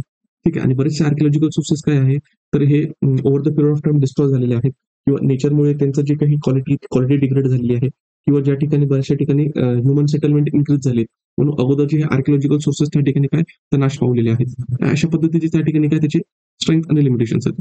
रिटर्न फॉर्म मध्ये जर बघितलं तर रिटर्न फॉर्म मध्ये ऍक्च्युअली जी इन्फॉर्मेशन लिहिलेली आहे त्याला त्या इन्फॉर्मेशनला काय म्हणायचंय तर त्याच्यामधली जी क्लॅरिटी ती ऍज कम्पेअर टू पुरातत्वीय किंवा आर्किओलॉजिकल सोर्सेस पेक्षा चांगली असते. म्हणजे मीन्स ऑफ कम्युनिकेशन मध्ये जर रिटर्न सोर्सेस आणि आर्किओलॉजिकल सोर्सेसला जर कम्पेअर करायचं म्हटलं, आणि clarity in expressing the message किंवा इन्फॉर्मेशन हा जर कॉन्सेप्ट किंवा हा पॅरामीटर जर कन्सिडर केला तर लिखित स्वरूपातील जे साहित्य असतात ना हे रिलेटिव्हली आर्किओलॉजिकल सोर्सेसपेक्षा चांगली इन्फॉर्मेशन कन्व्हे करतात. ठीक आहे. पण मग हा एक झालं. पण याच्यामधले लिमिटेशन्स पण काय असू शकतात, की जी इन्फॉर्मेशन लिहिली असेल ती खरी असेल हे काही सांगता येत नाही. दुसरं म्हणजे हे जे टेक्स्ट आहेत, हे टेक्स्ट कोणी लिहिलेले आहेत, त्याच्यानंतर कोणासाठी लिहिलेले आहेत, त्याचा टाईम पिरियड काय होता, त्यांचा पर्पज काय होता. जोपर्यंत ह्या गोष्टी समजत नाही, तोपर्यंत रिटर्न सोर्सेसमधून काय तर इन्फॉर्मेशन ग्रॅब करणं त्या ठिकाणी डिफिकल्ट होऊ शकतं. काही कॉन्टेक्स्टमध्ये काय, की जे काही इन्स्क्रिप्शन्स किंवा आपण लिपी म्हणतो, ते लिपी अजून काय झाली त्याची उकल झालेली नाही किंवा त्या अनफोल्ड झाल्या नाहीत किंवा डिसायफर्ड झाल्या नाहीत. याचा बेस्ट एक्झाम्पल हडप्पन सिव्हिलायझेशन घेऊ शकतो. हडप्पन सिव्हिलायझेशनमध्ये जी स्क्रिप्ट मिळाली, ती अजूनपर्यंत त्याची जे डिसायफरमेंट आहे किंवा त्याची जी उकल आहे, त्याची उकल झालेली नाहीये. मग लिखित स्वरूपातील साहित्यामध्ये तो एक अँगल येतो. आणि ओरल तर तुम्हाला ऑलरेडी सांगितलंय. ओरलमध्ये ॲक्चुअली लोकांनी जे एक्सपिरियन्स केले, लोकं तो थॉट प्रोसेस त्या ठिकाणी काय करतात, तर एक्सपिरियन्स करतात. मग त्याची जी ऑथेंटिसिटी, ती authenticity in the sense of what they have experienced. ठीक आहे. म्हणजे समजा जर रिसेंट एखादा इन्सिडेंट झाला असेल. आता तुम्ही एक्झाम्पल घेऊ शकता जेव्हा भारताची फाळणी झाली. मग भारताची फाळणी झाल्यानंतर 1947 मध्ये मग भारत, पाकिस्तान हे 2 कंट्रीज एक्झिस्टमध्ये येतात. हे 2 कंट्री एक्झिस्टमध्ये झाल्यानंतर जर समजा पार्टिशन रिलेटेड जर हिस्ट्री लिहायची असेल आणि पार्टिशन रिलेटेड हिस्ट्री लिहित असताना फक्त जे ऑफिशियल डॉक्युमेंट्स आहेत त्याचा जर उपयोग केला, तर ॲक्चुअली त्याचे जे परिणाम आहेत ते ऑफिशियल अँगलने बघितले जातील. पण जर ॲक्चुअली तिथल्या लोकांनी काय एक्सपिरियन्स केलं, त्यांना जर रिव्हिजिट केलं, त्यांच्या जर व्यथा ऐकून घेतल्या, तर ॲक्चुअली ग्राउंड रिॲलिटीवर काही गोष्टी घडल्या, की त्याच्यामध्ये आपल्याला काय करू शकतात, तर कळू शकतं. म्हणजे ओरल किंवा मौखिक फॉर्ममध्ये काय होऊ शकतं आपल्याला, तर ती जर इमिडिएट इन्सिडेंट झालेला असला, तर तिथून त्याची जी काही ऑथेंटिसिटी किंवा मिळणारी जी इन्फॉर्मेशन आहे, ती आपल्याला मोर ऑथेंटिक मिळू शकते. पण over the period of time जर हे ट्रेडिशन चालत आलेलं असलं, तर कदाचित त्याच्यात काही बदल झालेले असू शकतात. काही ऐच्छिक पद्धतीने किंवा अनैच्छिक पद्धतीने त्याच्यामध्ये काही तोडक्या-मोडक्या पद्धतीने काहीतरी बदल केलेले असू शकतात. अशा गोष्टी ओरल जे काही आपण म्हणू शकतो ट्रेडिशन आहे. त्या ट्रेडिशनमध्ये पण काय रोल प्ले करतो. मग आता हे समजून घेण्यासाठी आपल्याला महत्वाचं म्हणजे हे झालं बेसिक अंडरस्टँडिंग जी आपल्याला लक्षात घ्यावी लागते. कशा संदर्भामध्ये ज्यावेळेस आपण इतिहास वगैरे समजून घेतो, काही समजून घेतो त्या संदर्भामध्ये. पण मग आता याच्यामध्ये महत्वाचा अँगल आपल्याला राहतो, की आपण सुरुवातीला जी जिओग्राफी आहे, ती जिओग्राफी अजून भारताची जिओग्राफी आपल्याला माहिती आहे. पण ज्यावेळेस आपण पॅलिओलिथिक पिरियड पासून सुरुवात करणार, म्हणजे पुराश्म युगापासून सुरुवात करू, त्यावेळेस भारताची जिओग्राफी ती भारताची जिओग्राफी आपण त्या ठिकाणी काय करणार तर अंडरस्टँड करणार आहोत. ज्यावेळेस आपले लिटररी सोर्सेस स्टार्ट होतील, म्हणजे लिटररी सोर्सेसच्या कॉन्टेक्स्टमध्ये जर बघितलं, तर पहिला जो लिटररी सोर्स कन्सिडर केला जातो, तर तो म्हणजे वैदिक टेक्स्ट. त्याच्या अगोदरचे जे काही रिटन फॉर्म म्हणजे हडपन सिव्हिलायझेशनमध्ये, तर त्याच्यामधली जी स्क्रिप्ट आहे अजून डिसायफर्ड झालेली नाही. मग तिथल्या कॉन्टेक्स्ट बघत असताना मग त्यावेळेस आपण जे लँग्वेजमध्ये इम्प्रुव्हमेंट कशी होते, ती गोष्ट आपण त्या कॉन्टेक्स्टमध्ये बघू. म्हणजे अगोदर तुम्हाला पॉइंटमध्ये सांगितलं होतं, की हे इम्पॉर्टंट फॅक्टर्स आहेत, हे आपल्याला समजून घ्यायचे. कुठले? Just a minute.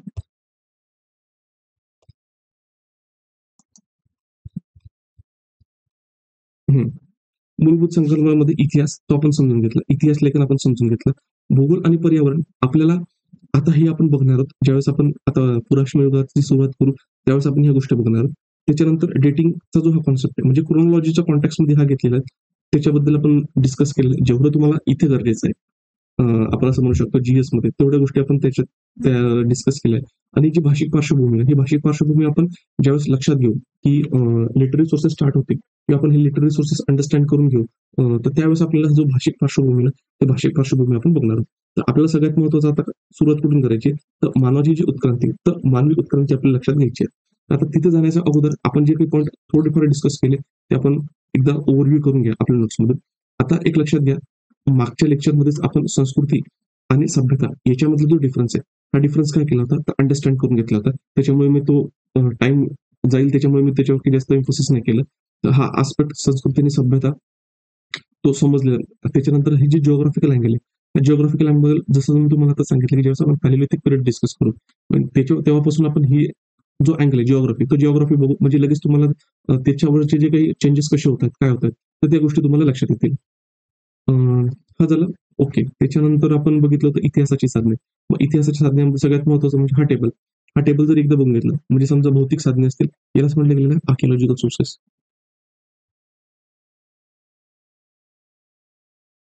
ठीक आहे. हे रिटन फॉर्ममध्ये रिटन आणि त्याच्यानंतर मौखिक म्हणजे हे जे ओरल असते, ते ओरल. मग याच्यामध्ये वस्तू आणि वास्तू. मग वस्तूमध्ये गुहाचित्र असते म्हणजे जे पेंटिंग्स वगैरे असतील, पेट्रोग्लिफ्स आणि पेट्रोग्राफ हे दोघे. ठीक आहे. त्याच्यानंतर मातीची भांडी, पॉटरी असेल. मातीची शिल्पे म्हणजे टेराकोट्टा वगैरे किंवा मूर्ती असतील त्या, मणी जे काही ज्वेलरीमध्ये यूज केले जातात, रत्नदान दागिने म्हणजे ज्वेलरी, दगडी शिल्प आहे, ठीक आहे, स्टोन पासून तयार केलेले जे काही स्कल्पचर्स असतील, धातूच्या वस्तू, मेटल पासून तयार केलेले युटेन्सिल्स असतील किंवा टूल्स असतील, नाणी म्हणजे त्याला आपण न्यूमॅस्मॅटिक्स, नाणकशास्त्र, आणि त्याच्यानंतर शस्त्र वगैरे यूज केलेले ते.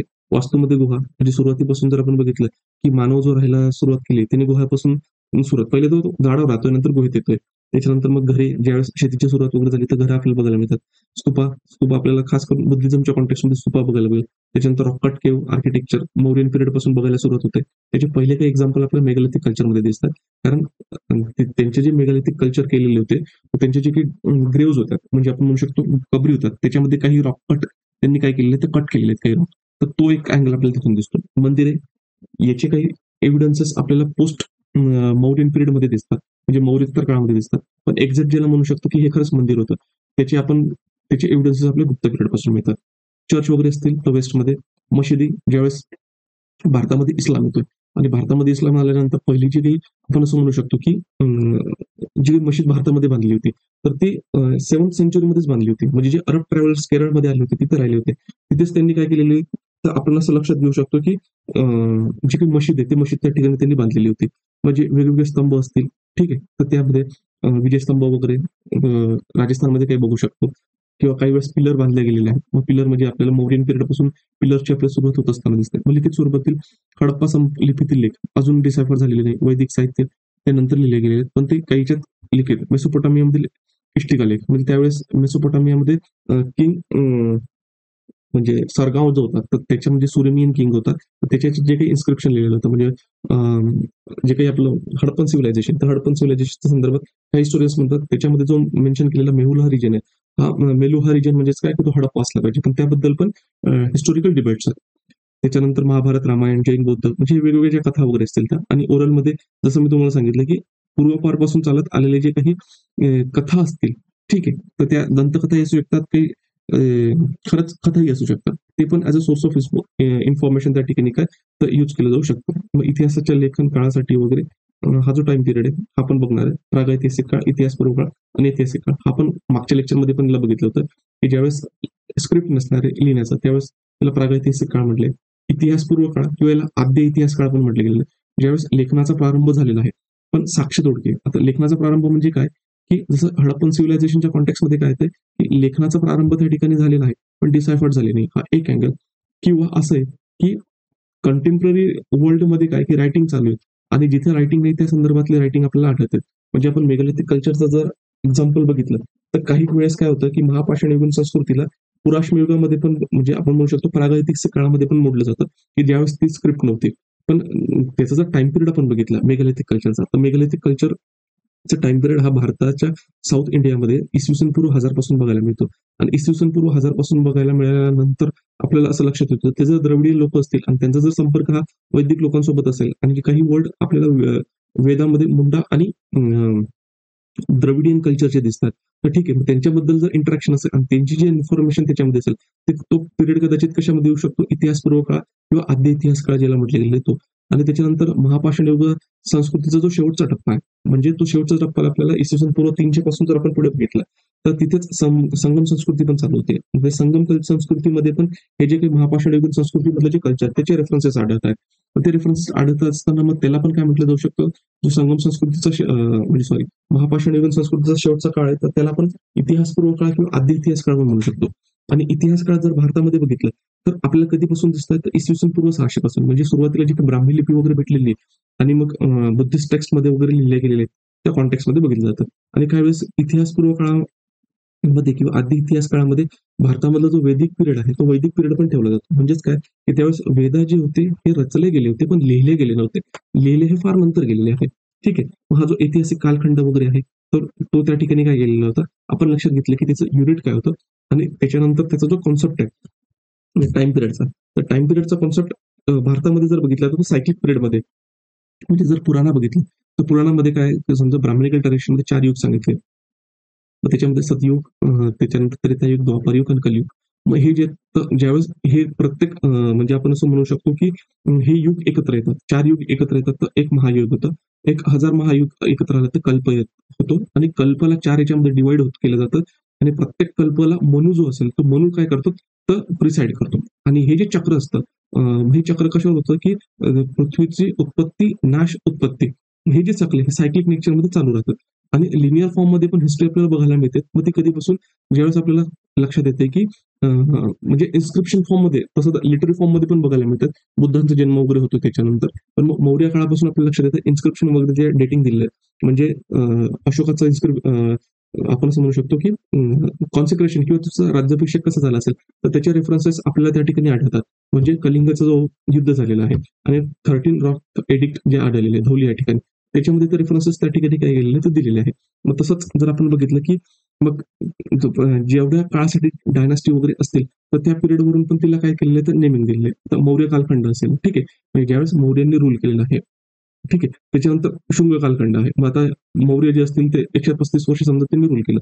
इसवी सन पूर्व 324 पासून ते इसवी सन पूर्व 187 पर्यंत. मग तसंच शुंग कालखंडाने केलं, कल्व कालखंडाने. मग त्यांच्या टाइम पिरियड वरून काय केलंय, त्याला नेमिंग वगैरे जे असतं ते दिलं. आता हा जो टाइम पिरियड आहे, हा टाइम पिरियड ऑलरेडी आपण काय केलेलं आहे, तर डिस्कस केलेला आहे. मग त्याच्यानंतर एन्शियंट पिरियडचं जे पण महत्वाचं जे फीचर्स होते, ते पण काय केलेले आहेत, आपण डिस्कस केलेले आहेत.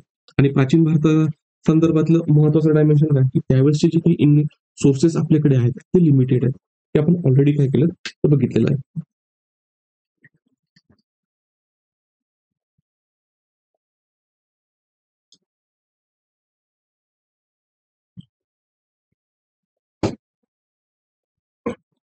आता ही पार्श्वभूमी बघितल्यानंतर आहे ना, सगळ्यात महत्वाचं आपल्याला काय, की ऍक्च्युअली ही हिस्ट्री इव्हॉल्व कशी होती हे आपल्याला समजलं पाहिजे. ठीक आहे. मग आता ही हिस्ट्री इव्हॉल्व कशी होते हे जर समजून घ्यायचं असेल ना, तर आपल्याला अगोदर ह्युमन इव्होल्युशन समजून घ्यायला पाहिजे.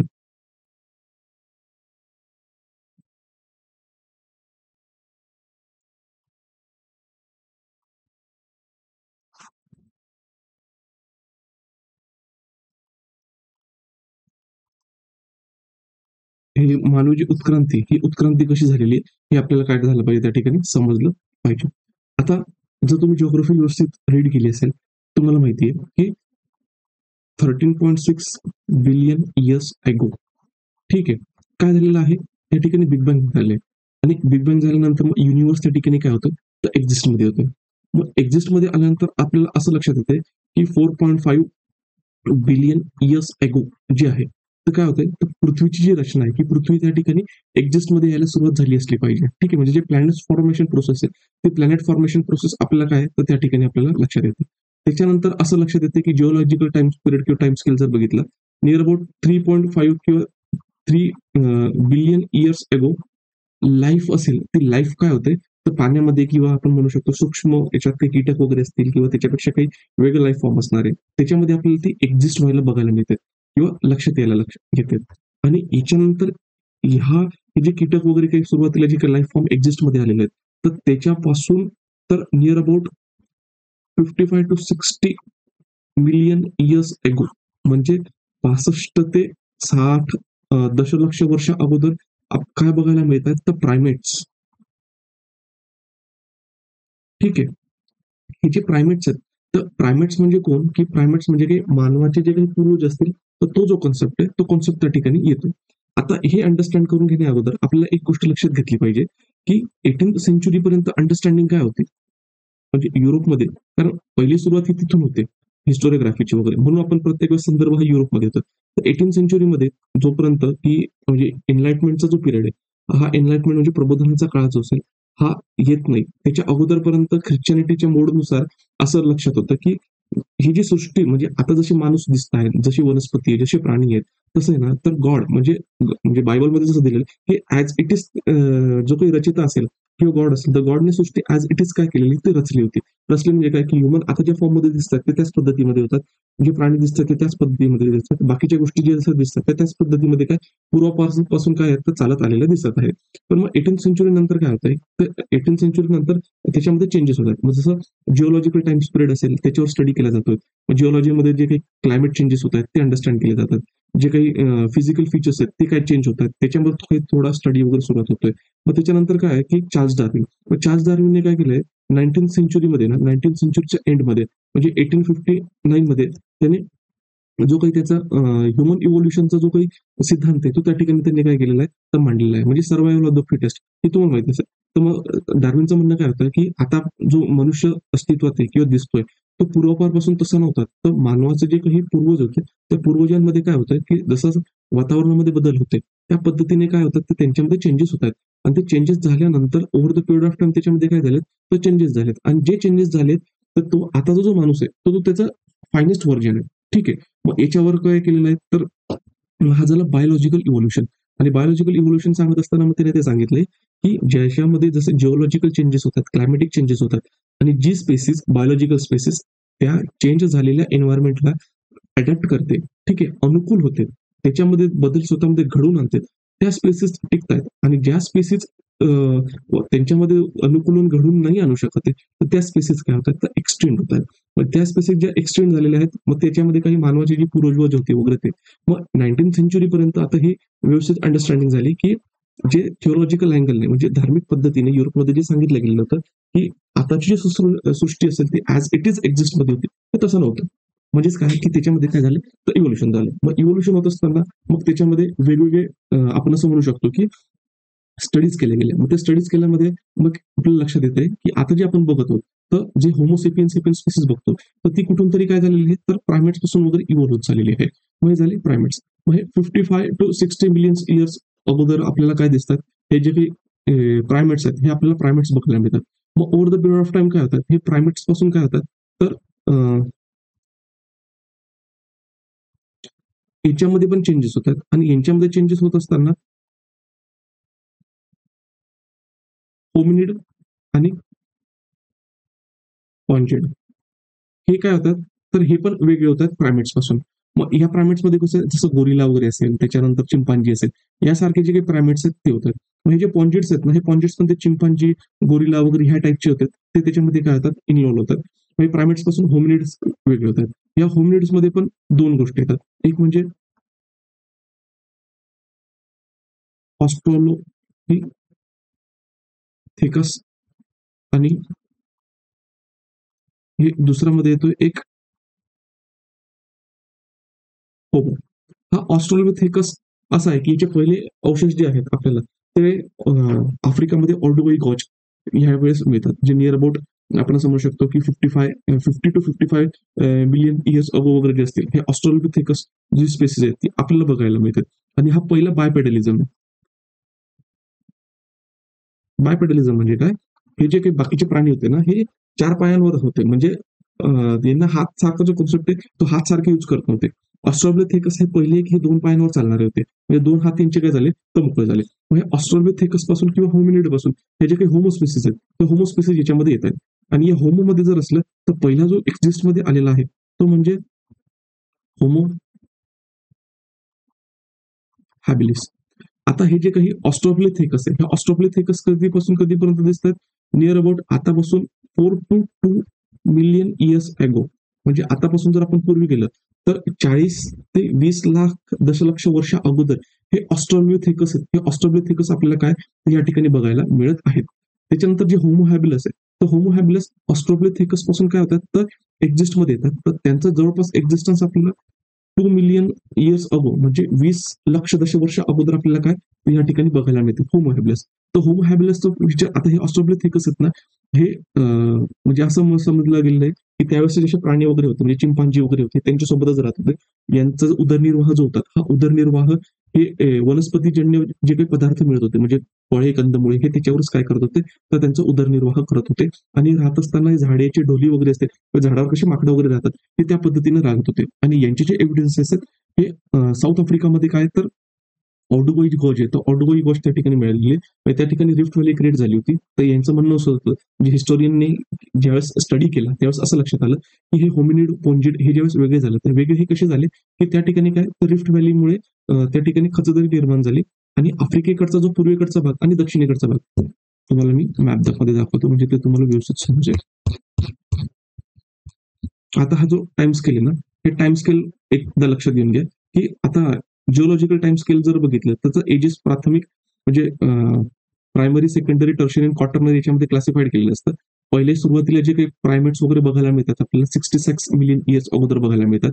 याच्या अगोदर Triassic period, Jurassic period, Cretaceous period घेऊन गेलेले आणि याच्यामध्येच काय झालेलं आहे, ट्रायसिक पिरियड म्हणा किंवा ज्युरासिक पिरियड मध्ये म्हणा, जे काही आपण म्हणतो ना प्लेट टेक्टॉनिक थेरीचा वगैरे, हे प्लेट टेक्टॉनिक थेरी ऑलरेडी काय झालेले आहेत, तर जे काही भूखंड असतील ना, आपण असं म्हणू शकतो की वेगवेगळे कॉन्टिनेंट आहेत, ते कॉन्टिनेंट त्या ठिकाणी फॉर्म झालेले होते आणि 66 मिलियन इयर्स अगो हे जे काही अर्ली प्रायमेट्स हे अर्ली प्रायमेट्स आपल्याला बघायला मिळतात.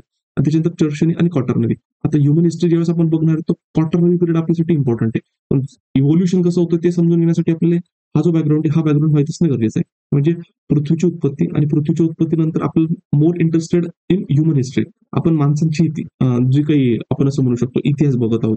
ठीक आहे, म्हणून आपण डायरेक्टली सुरुवात कुठून केली, हा जो काही म्हणजे आपण म्हणू शकतो क्वाटर्नरी पिरियडची जी सुरुवात, सॉरी, सेनोझोइक एरियाची जी काही सुरुवात आहे ती जिथून होते, म्हणजे जिथून आपण असं म्हणू शकतो की प्रायमेट्स दिसायला सुरुवात होते, तिथून आपण त्या गोष्टी काय केल्या तर लक्षात घ्यायला सुरुवात केलेली आहे.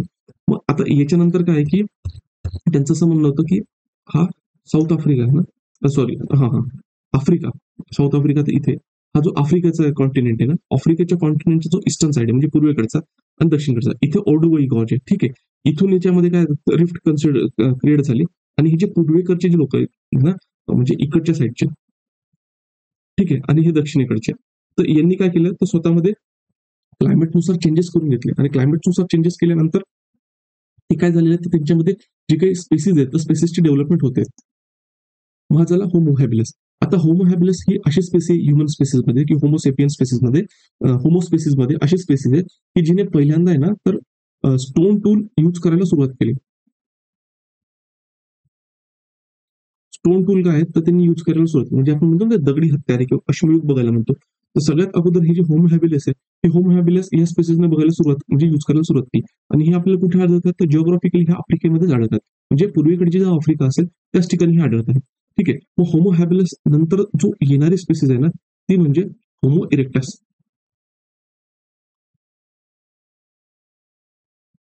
ठीक आहे, हे जे होमो इरेक्टस आहे ना, हे homo erectus near about 1.5 million years ago ते 3 लाख इयर्स अगो, म्हणजे पूर्वीपासून 15 लाख ते 3 लाख वर्ष अगोदर या ड्युरेशन मध्ये जे होमो इरेक्टस आहे हे होमो इरेक्टस बघायला मिळतात. मग होमो इरेक्टसचं फीचर्स महत्वाचं काय आहे की हे ना ताठ, आपण म्हणू शकतो पाठीचा कणा ताठ, तर पाठीचा कणा यांचा ताठ होता म्हणून याला इरेक्ट झालेले किंवा इरेक्टस जे तर त्या ठिकाणी त्यांना म्हटलेलं आहे. हे महत्वाचं आस्पेक्ट आहे. त्याच्यानंतर हे पहिले लोक असे आहेत की ज्यांनी समजा आपण आग वगैरे असेल हा त्यांनी युज केलेला आहे. आणि त्याच्यानंतर होमो इरेक्टस ही पहिली स्पेसिस आहे की जी आफ्रिका कॉन्टिनेंट मधून बाहेर गेलेली आहे. म्हणजे यांचे जे एव्हिडन्सेस आहेत होमो इरेक्टसचे, हे एशिया, युरोप, आफ्रिका, म्हणजे आफ्रिकेमध्ये तर ओरिजिनच आहे त्यांचं, पण एशियामध्ये म्हणा, युरोपमध्ये म्हणा, त्याच्यानंतर ईस्ट एशियामध्ये म्हणा, साऊथ ईस्ट एशियामध्ये म्हणा, यांचे जे होमो इरेक्टसचे जे एव्हिडन्सेस आहेत ना, हे होमो इरेक्टसचे एव्हिडन्सेस आपल्याला काय होतात तर बघायला मिळतात. त्याच्यानंतर होमो इरेक्टस नंतर जो येणारी स्पेसिस आहे ती म्हणजे होमो सॅपियन. हे जे होमो सॅपियन आहे तर होमो सॅपियन आपल्याला 3 लाख इयर्स ॲगो ते 35,000 इयर्स ॲगो हे आपल्याला बघायला मिळतात. मग आता हे 35K करतो, कन्फ्युजन होणार नाही. म्हणजे इयर्स ॲगो म्हणजे 3 लाख, आतापासून जर आपण 3 लाख वर्ष अगोदर गेलो आणि आतापासून 35,000 वर्ष अगोदर गेलो तर ह्या ड्युरेशन मध्ये आपल्याला जे होमोसेपियन आहे हे होमोसेपियन बघायला मिळतात. आणि होमोसेपियनचा वर्जन म्हणजेच काय, ज्या ठिकाणी त्याला म्हटलं गेलं निअँडरथल.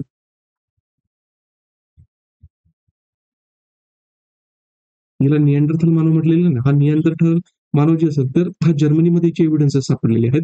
आणि जर्मनीमध्ये याचे एव्हिडन्सेस सापडल्यामुळे मग याच्यावरून हा काय होमोसेपियनचं जे व्हर्जन आहे ते होमोसेपियनचं व्हर्जन हे आपल्याला निअँडरथल मध्ये दिसतं. आणि हे निअँडरथल मानव जे आहेत हे नियर अबाउट 35,000 इयर्स अगोदर पर्यंत आपल्याला बघायला मिळतात. मग यांची जी क्रेनियल कपॅसिटी आहे, म्हणजे आता जसं जसं होमो पासून homo habilis, homo erectus, homo sapien sapien पर्यंत जर आलो ना, यांची क्रॅनियल कपॅसिटी म्हणजे जी बुद्धीची किंवा कवटीची जी काही घनता आहे ना ती घनता इन्क्रीज झाली. म्हणजे समजा ही होमो सेपियनची काही घनता 500 cc होती म्हणजे क्युबिक सेंटीमीटर. त्याच्यानंतर जर होमो हॅबिलस जर बघितलं ना तर होमो हॅबिलसची जी काही असं म्हणू शकतो आपण क्रॅनियल कपॅसिटी होती, म्हणजे बुद्धीची जी क्षमता होती ती वाढलेली दिसते. ते 700 ते 900 आपल्याला त्या ठिकाणी बघायला मिळते क्युबिक सेंटीमीटर. होमो इरेक्टसच्या बाबतीमध्ये जर बघितलं ना, तर ती एक 900 पासून ते 1100 सीसी म्हणजे क्युबिक सेंटीमीटर हे आपल्याला त्या ठिकाणी काय तर बघायला मिळतात. आणि होमोसेपियन जर बघायला मिळेल तर होमोसेपियनची जी क्रॅनियल कपॅसिटी ही सॉरी 1250 टू 1450 1250 टू 1450 एवढी जी कपॅसिटी ही कपॅसिटी या ठिकाणी बघायला मिळतात. आणि ही कपॅसिटी बघायला मिळाल्यानंतर होमोसेपियन नंतर जो आलेला आहे, ज्याला ऍडव्हान्स स्पीसीज किंवा जी आपण स्वतः स्पीसीज म्हणतो त्याला म्हटलं गेलेलं आहे होमो सॅपियन सॅपियन. ठीक आहे, होमोसॅपियन सॅपियन. आता होमोसॅपियन सॅपियन कधी एक्झिस्ट मध्ये आला असेल तर 2 लाख इयर्स अगो, म्हणजे काय नियर अबाउट 2 लाख वर्ष अगोदर मानवामध्ये ही जे काही होमोसेपियन आहे त्याच्यामध्ये उत्क्रांती सुरुवात झाली असेल. आणि त्याच्यामध्ये त्याचं जे कन्व्हर्जन ज्याला आपण मॉडर्न किंवा ऍडव्हान्स ह्युमन बिंग म्हणतो होमोसेपियन सॅपियन, तो काय झाला असेल तर तो एक्झिस्ट मध्ये झाला असेल. याची पण क्रॅनियल कपॅसिटी किती आहे, याची क्रॅनियल कपॅसिटी ही एवढीच आहे. ठीक आहे, 1250 टू 1450. मग याच्यामध्ये अजून ऍडव्हान्स व्हर्जन जे काय ते थॉट प्रोसेसमध्ये इन्क्रीज होत गेलं. मग याचे हे अनालिसिस केल्यानंतर असं लक्षात येते की प्रत्येक वेळेस हे जे नवीन नवीन स्पेसिस येत आहेत ना, हे नवीन नवीन स्पेसिस काय होत आहेत तर या थॉट प्रोसेसमध्ये ऍडव्हान्स आहेत as compare to their earlier species. ठीक आहे, तर ही गोष्ट लक्षात घेतली पाहिजे.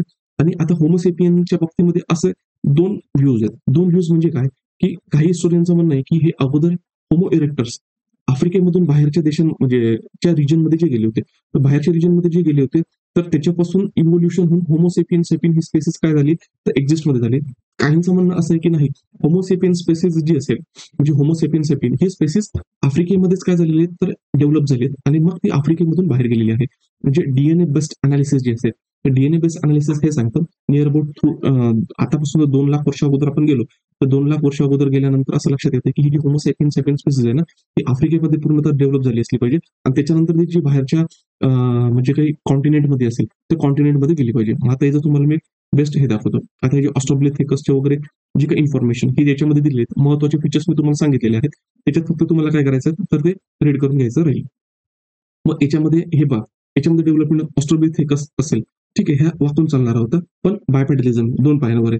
होमो हॅबिलस याने हाताची म्हणजे यूज करायला सुरुवात केली.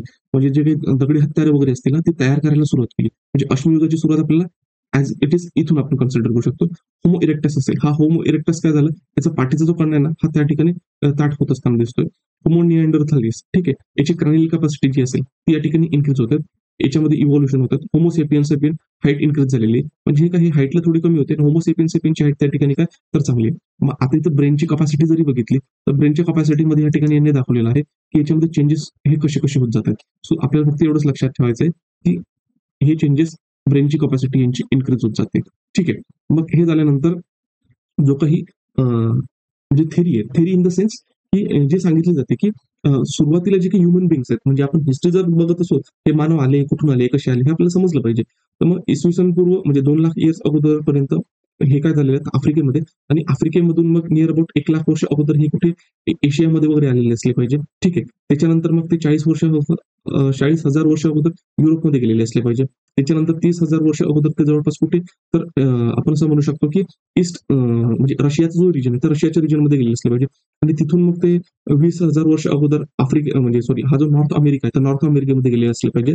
त्याच्यानंतर 15,000 वर्ष अगोदर ते कुठे गेलेले असले पाहिजे तर हे जे काही अमेरिकेचा जो साऊथ अमेरिका आहे साऊथ अमेरिकेमध्ये. आणि ऑस्ट्रेलियाच्या रिजनमध्ये ते काय तर इसवी सन पूर्व जर आपण बघितलं तर 50,000 वर्ष अगोदर ते गेलेले असले पाहिजे.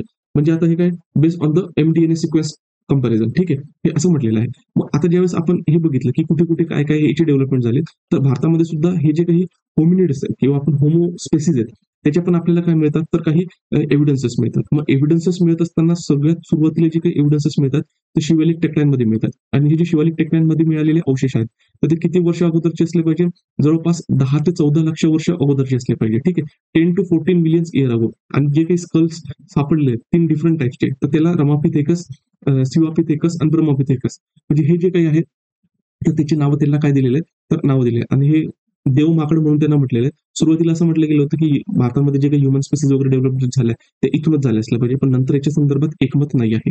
मग हा एक झाला. त्याच्यानंतर दक्षिण आशियातील जे प्राचीन मानवाचे अवशेष सापडले ना दराईपूर अफगाणिस्तान अफगाणिस्तानमध्ये दराईपूर या ठिकाणी काय लुई डुप्री यांनी मध्यपुरा पाषाण युगातील काय आहे तर जे काही अवशेष वगैरे आहेत ते त्यांनी शोधून काढले. आता ज्यावेळेस आपण पॅलेलिथिक म्हणजे अश्मयुग बघणार आहोत किंवा स्टोन एज बघणार तर स्टोन एजला 3 एजेसमध्ये डिवाइड केलं जातं.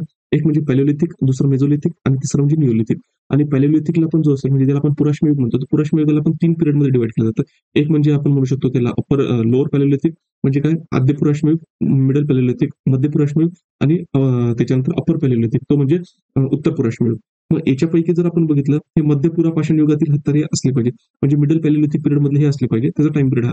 श्रीलंकेतील गुहेमध्ये काय फायान लेण्या जो असेल तिथे पण याचे जे अवशेष आहेत ते अवशेष या ठिकाणी सापडले. ते अवशेष नियर अबाउट आतापासून 37,000 वर्ष अगोदर म्हणजे जेव्हा निअँडरथल मानवाचं जी उत्पत्ती त्या ठिकाणी युरोपमध्ये वगैरे दिसते हा त्यावेळेस दिसतोय.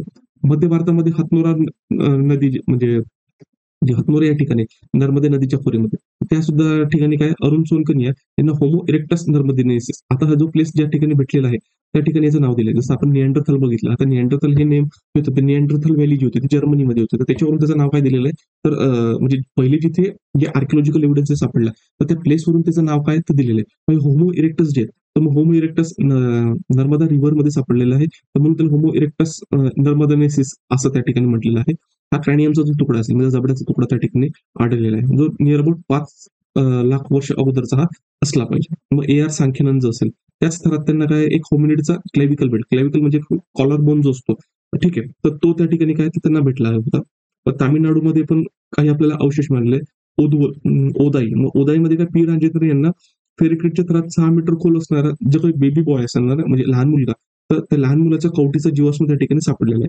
तर त्याचा टाइम पिरियड सांगत असताना ते नियर अबाउट 1,66,000 बिफोर प्रेझेंट. आता हा जो बीपी येतो ना तर बिफोरचा मीन येतो बीजे बिफोर प्रेझेंट म्हणजे आतापासून मागे जात असताना ठीक आहे. तर हा एक युनिट हे पण लक्षात ठेवा.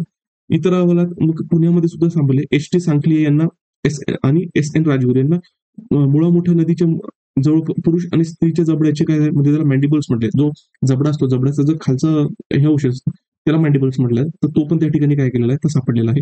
भीम बेटकामध्ये व्ही एस वाकणकर यांना पुरुषाचा जबड्याचा जो अवशेष आहे तो पण त्या ठिकाणी काय केलेला आहे तर भेटलेला आहे. आता हे सांगण्याचं तात्पर्य काय की एवढं फक्त तुम्हाला डोळ्याकडून याच्यासाठी जायचंय की एखाद्या वेळेस जोड्या लावा प्रिलिम्स मध्ये हा प्रिलिम्स मध्ये आला तर हा क्वेश्चन हा काही तुम्हाला मेन्स मध्ये येणार नाही पण ऍटलीस्ट तुम्हाला जे लिंकेजेस आहेत हे लिंकेजेस एस्टॅब्लिश झाले पाहिजे म्हणून ही जी इन्फॉर्मेशन आहे ती इन्फॉर्मेशन मी या ठिकाणी तुम्हाला काय तर देत आहे. तर मग हा कॉन्सेप्ट आपल्याला या ठिकाणी लक्षात घ्यायचा आहे.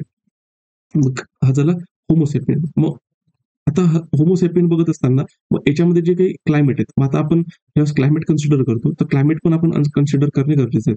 मग हे ज्यावेळेस याच्यामध्ये इव्होल्युशन होतं तर इव्होल्युशन होत असताना याच्यामध्ये क्लायमेट कसं आहे तर ते पण अंडरस्टँड करा. तर आपल्याला जे महत्वाचे स्टडी बघणार ते म्हणजे काही ह्युमन स्पेसिस आहेत ते ह्युमन स्पेसिसच्या बद्दल आता आपण ते बघण्यासाठी आपला जो जिओलॉजिकल टाइम स्केल तो जिओलॉजिकल टाइम स्केल बघणे आपल्याला काय तर इम्पॉर्टंट राहील.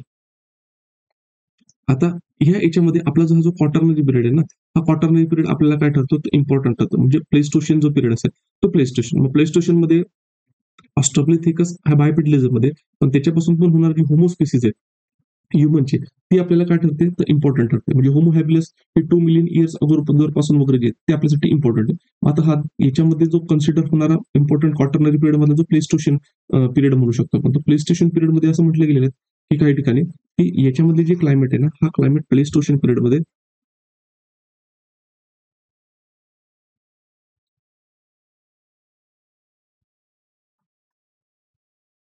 1.6 मिलियन इयर अगो काही याच्यामध्ये 2 मिलियन इयर अगो असं पण या ठिकाणी काय तर डेटिंग दिलेली आहे. आणि हे प्लेस्टोशियन पिरियड मध्ये काय की हा पिरियड जो होता हा बर्फाच्छादित होता म्हणजेच काय याच्यामध्ये आपण म्हटलं गेलेलं आहे आईस एज किंवा त्याला म्हटलं गेलेलं आहे हिमयुग. आणि हे जे आईस एज किंवा हिमयुग आहे ना हे हिमयुग कशामध्ये आहे तर सायक्लिक फॉर्म मध्ये आहे. म्हणजे काय ही सायकल कसली आहे तर cycle cold and warm. Cold आणि वॉर्म मध्ये जी आहे तर मग आता ही कोल्ड आणि वॉर्म सायकल कुठे दिसते तर आपल्याला दिसत आहे ती जो काही टेम्परेट रिजन आहे त्या रिजनमध्ये. आता याच्यासाठी तुम्हाला जो काही प्रेशर बेल्टचा कॉन्सेप्ट आहे तो माहित असला पाहिजे. जर तो तुम्हाला माहित असेल तर ह्या गोष्टी तुम्हाला व्यवस्थित लक्षात येतील. थोडं गोल मध्ये समजून घ्या पृथ्वीचा. ठीक आहे समजा हे इक्वेटर आहे. ओके हे इक्वेटर याच्यावरती समजा 23 और 30 डिग्री ठीक आहे. इथे 60 आणि हा 90, म्हणजे हा आपण समजा 23 कन्सिडर करूया. त्याच्यानंतर हा इथे 60 कन्सिडर करूया आणि हा इथे 90 डिग्री आणि हा 0 डिग्री इक्वेटर. ठीक आहे. मग आता हा जो रिजन आहे म्हणजे इक्वेटर पासून तर आपण 23 डिग्री जर नॉर्थ बघितलं आणि 23 डिग्री जर समजा साऊथ बघितलं, काही याच्यात त्याला 1.5 डिग्री पण घेतलं जातं. ठीक आहे. हा जो पिरियड आहे ना किंवा हा जो फेज आहे याला काय म्हटलं गेलेलं आहे? ट्रॉपिकल. सॉरी. ठीक आहे. हिलाच मराठीत उष्ण कटिबंधीय म्हटलेलं आहे. आणि त्याच्यानंतर हा जो पिरियड फेज आहे ना, समजा आपण हा जो जिओग्राफिकल रिजन आहे,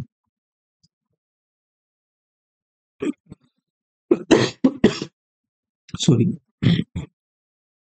हे दोघांना काय म्हटलं गेलेलं आहे? टेम्परेचरच्या.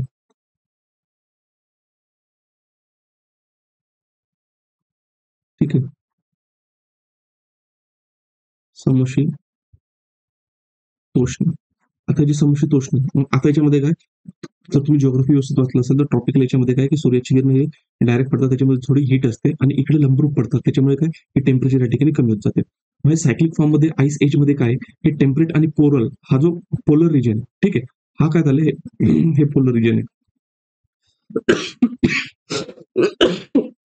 सॉरी. ह्याच्यामध्ये काय आहे, तर इथे आपल्याला काय दिसतं तर आईस एज दिसते. ठीक आहे. मग म्हणजे इथं जे दिसते आपल्याला तर कोल्ड अँड वॉर्म जे सायकल्स आहेत हे ते आपल्याला दिसते. म्हणजे काही वेळेस काय होतं की बर्फाच्छादित पूर्ण प्रदेश आहे आणि काही वेळेस काय होतंय तर त्या ठिकाणी बर्फ जो आहे हा वितळतोय. तर जिओलॉजिकल जे जिओलॉजिस्ट आहेत त्यांच्या मताप्रमाणे काय आहे, काहींचं म्हणणं की त्या ठिकाणी 4 सायकल्स असल्या पाहिजे, म्हणजे कोल्ड अँड वॉर्म त्याच्या 4 सायकल्स असल्या पाहिजे. काही जण म्हणतात 4 पेक्षा जास्त असल्या पाहिजे, पण आपण 4 कन्सिडर करू. त्याच्यानंतर काय आहे की मग ट्रॉपिकल रिजन मध्ये त्यावेळेस काय होतंय की इथे तर फ्लुवियल सायकल आहे इथं, जर आईस एज किंवा आपण म्हणू शकतो की आईस सायकल त्या ठिकाणी जर बघितलं तो म्हणजे फ्लुवियल सायकल. फ्लुवियल सायकल म्हणजे काय की गाळाच्या याच्यापासून तयार झालेलं जे काही मैदान वगैरे असेल, म्हणजे ज्यावेळेस पाऊस म्हणजे आपण म्हणू शकतो की टेम्परेचर कमी झालं. टेम्परेचर कमी झाल्यानंतर मग काय होणार आहे, नदीचा जो सोर्स असणार आहे, म्हणजे आपण हिमालयन नद्या वगैरे बघितल्या, तर मग त्या ठिकाणी काय हिमालय गोठणार आहे. त्याच्यानंतर मग जो पाण्याचा सोर्स आहे, तो कमी होऊन जाईल. ज्यावेळेस टेम्परेचर इन्क्रीज झालं, म्हणजे या ठिकाणी वॉर्म टेम्परेचर होणार, त्यावेळेस पाण्याचा जो फ्लो आहे तो जास्त होणार आणि पाण्याचा फ्लो जास्त झाल्यानंतर काय होणार, त्याच्यासोबत गाळ वगैरे वाहून नेणार आहे आणि गाळ त्या ठिकाणी साचणार आहे. मग हे झालं फ्लुवियल सायकल. ही फ्लुवियल सायकल आपल्या इंडियन कॉन्टेक्स्टमध्ये काय तर बघायला मिळते. मग जसं जसं क्लायमेटमध्ये चेंज होणार आहे, तसं तसं काय होणार आहे, यांचं जे काही जीवनमान आहे, ते जीवनमान त्याच्यामध्ये ते चेंजेस करून घेतात. कारण आपण ज्यावेळेस बघत आहोत म्हणजे ह्युमन इव्होल्युशन किंवा ह्युमन हिस्ट्रीमध्ये जर बघितलं, ही बघितली आपण बायोलॉजिकल इव्होल्युशन. आणि बायोलॉजिकल इव्होल्युशन कुठपर्यंत आहे, आपलं मोस्ट ऑफ दी आपण आताच्या कन्सिडरेशनमध्ये होमोसेपियन सॅपियनच्या कॉन्सिडरेशनमध्ये आपण हे बायोलॉजिकल इव्होल्युशन हे बायोलॉजिकल इव्होल्युशन आपण बघितलं. कारण ह्युमन इव्होल्युशनमध्ये 2 इम्पॉर्टंट इव्होल्युशन येतात. एक म्हणजे बायोलॉजिकल इव्होल्युशन. या बायोलॉजिकल इव्होल्युशन मध्ये काय त्यांचं फिजिकल अपिअरन्स कसं आहे, ठीक आहे, त्यांचं बॉडी जेस्चर कसं आहे, त्याच्यानंतर अनाटॉमिकल स्ट्रक्चर असेल ते अनाटॉमिकल स्ट्रक्चर वगैरे कसं चेंजेस होत आहेत. मग हे झाले बायोलॉजिकल इव्होल्युशन. हे बायोलॉजिकल इव्होल्युशन आपण काय तो प्रायमेट पासून तर होमोसेपियन सेपियन पर्यंत लक्षात घेतले. मग ह्याच म्हणजे ह्युमन इव्होल्युशन मध्ये अजून कॉन्सेप्ट येतात ते म्हणजे कल्चरल इव्होल्युशन.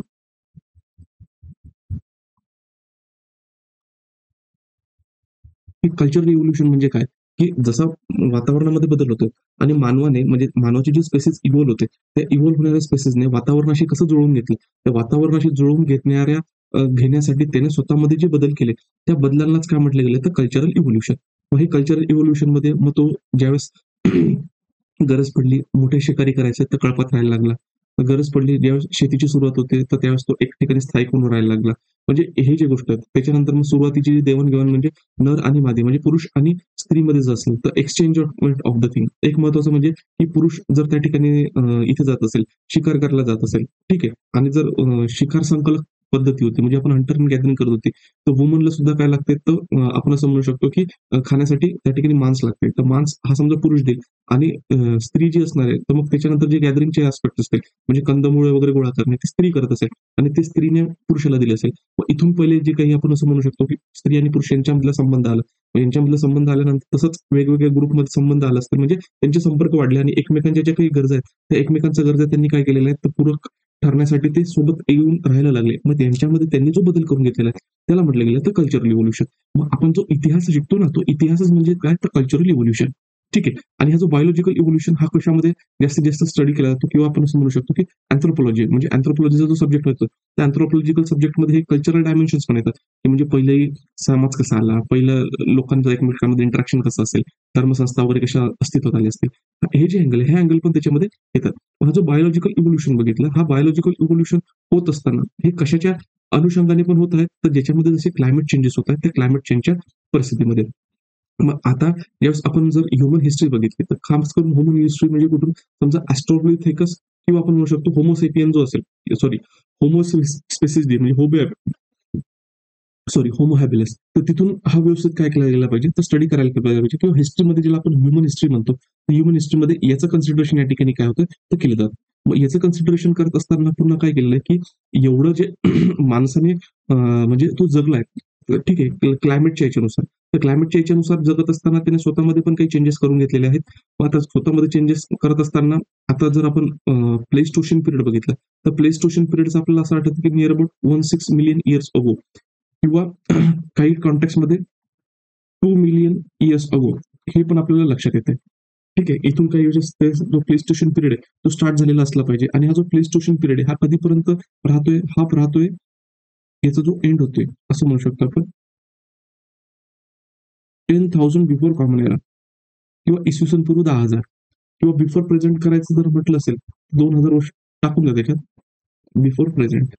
ठीक आहे. हे एवढं आहे. एवढ्या वर्ष अगोदर काय होतं, तर प्ले स्टेशन पिरियड जो आहे, तो प्ले स्टेशन पिरियड संपतोय, म्हणजे त्याला आपण म्हणतो आईस एज. आईस एज संपतोय, आणि आईस एज नंतर त्या ठिकाणी जो पिरियड स्टार्ट होतोय तो म्हणजे होलोसीन पिरियड.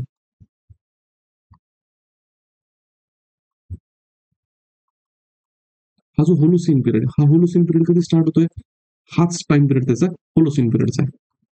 ठीक आहे. आणि आपण जर होलोसीन पिरियड बघितलं इसवी सन पूर्व, समजा 10,000 किंवा 12,000 वर्ष अगोदरपर्यंत, तर मग याच्यामध्ये जे महत्वाचे घटक घडणार आहे, म्हणजे आता जे आपण वातावरण बघतो की वॉर्म एन्व्हायरमेंट जे व्हायला सुरुवात झालेली आहे, तर होलोसीन पिरियड पासून काय होतं, ते आपल्याला बघायला मिळतात. मग त्याच पिरियडमध्ये पशुपालक वगैरे समाज वगैरे असेल तो स्टार्ट होतोय, किंवा आपण ऍग्रिकल्चरची सेटलमेंट आहे ती सुरुवात होते, आणि तिथून मग ते भारत म्हणजे मानवाच्या संस्कृतीसाठी किंवा मानवाच्या सभ्यतेसाठी लागणारे जे काही मूळ आहेत, ते मूळ त्या ठिकाणी ते काय होतात, तर डेव्हलप होत असताना दिसत आहेत. मग आता ज्यावेळेस हे बघितलं, तर एवढा मोठा जो मानवाचा इतिहास आहे, तर मानवाचा इतिहासामध्ये स्टडी करत असताना काही गोष्टी महत्वाच्या आहेत, की याला काय केलं गेलं पाहिजे, तर क्लासिफाय केलं गेलं पाहिजे. मग क्लासिफाय करत असताना या ठिकाणी क्लासिफाय कसं केलं गेलं आहे, तर मानवाच्या इतिहासामध्ये, तर ते सगळ्यात महत्वाचं जेव्हा आपण हिस्ट्रीचं जे क्लासिफिकेशन म्हणतो.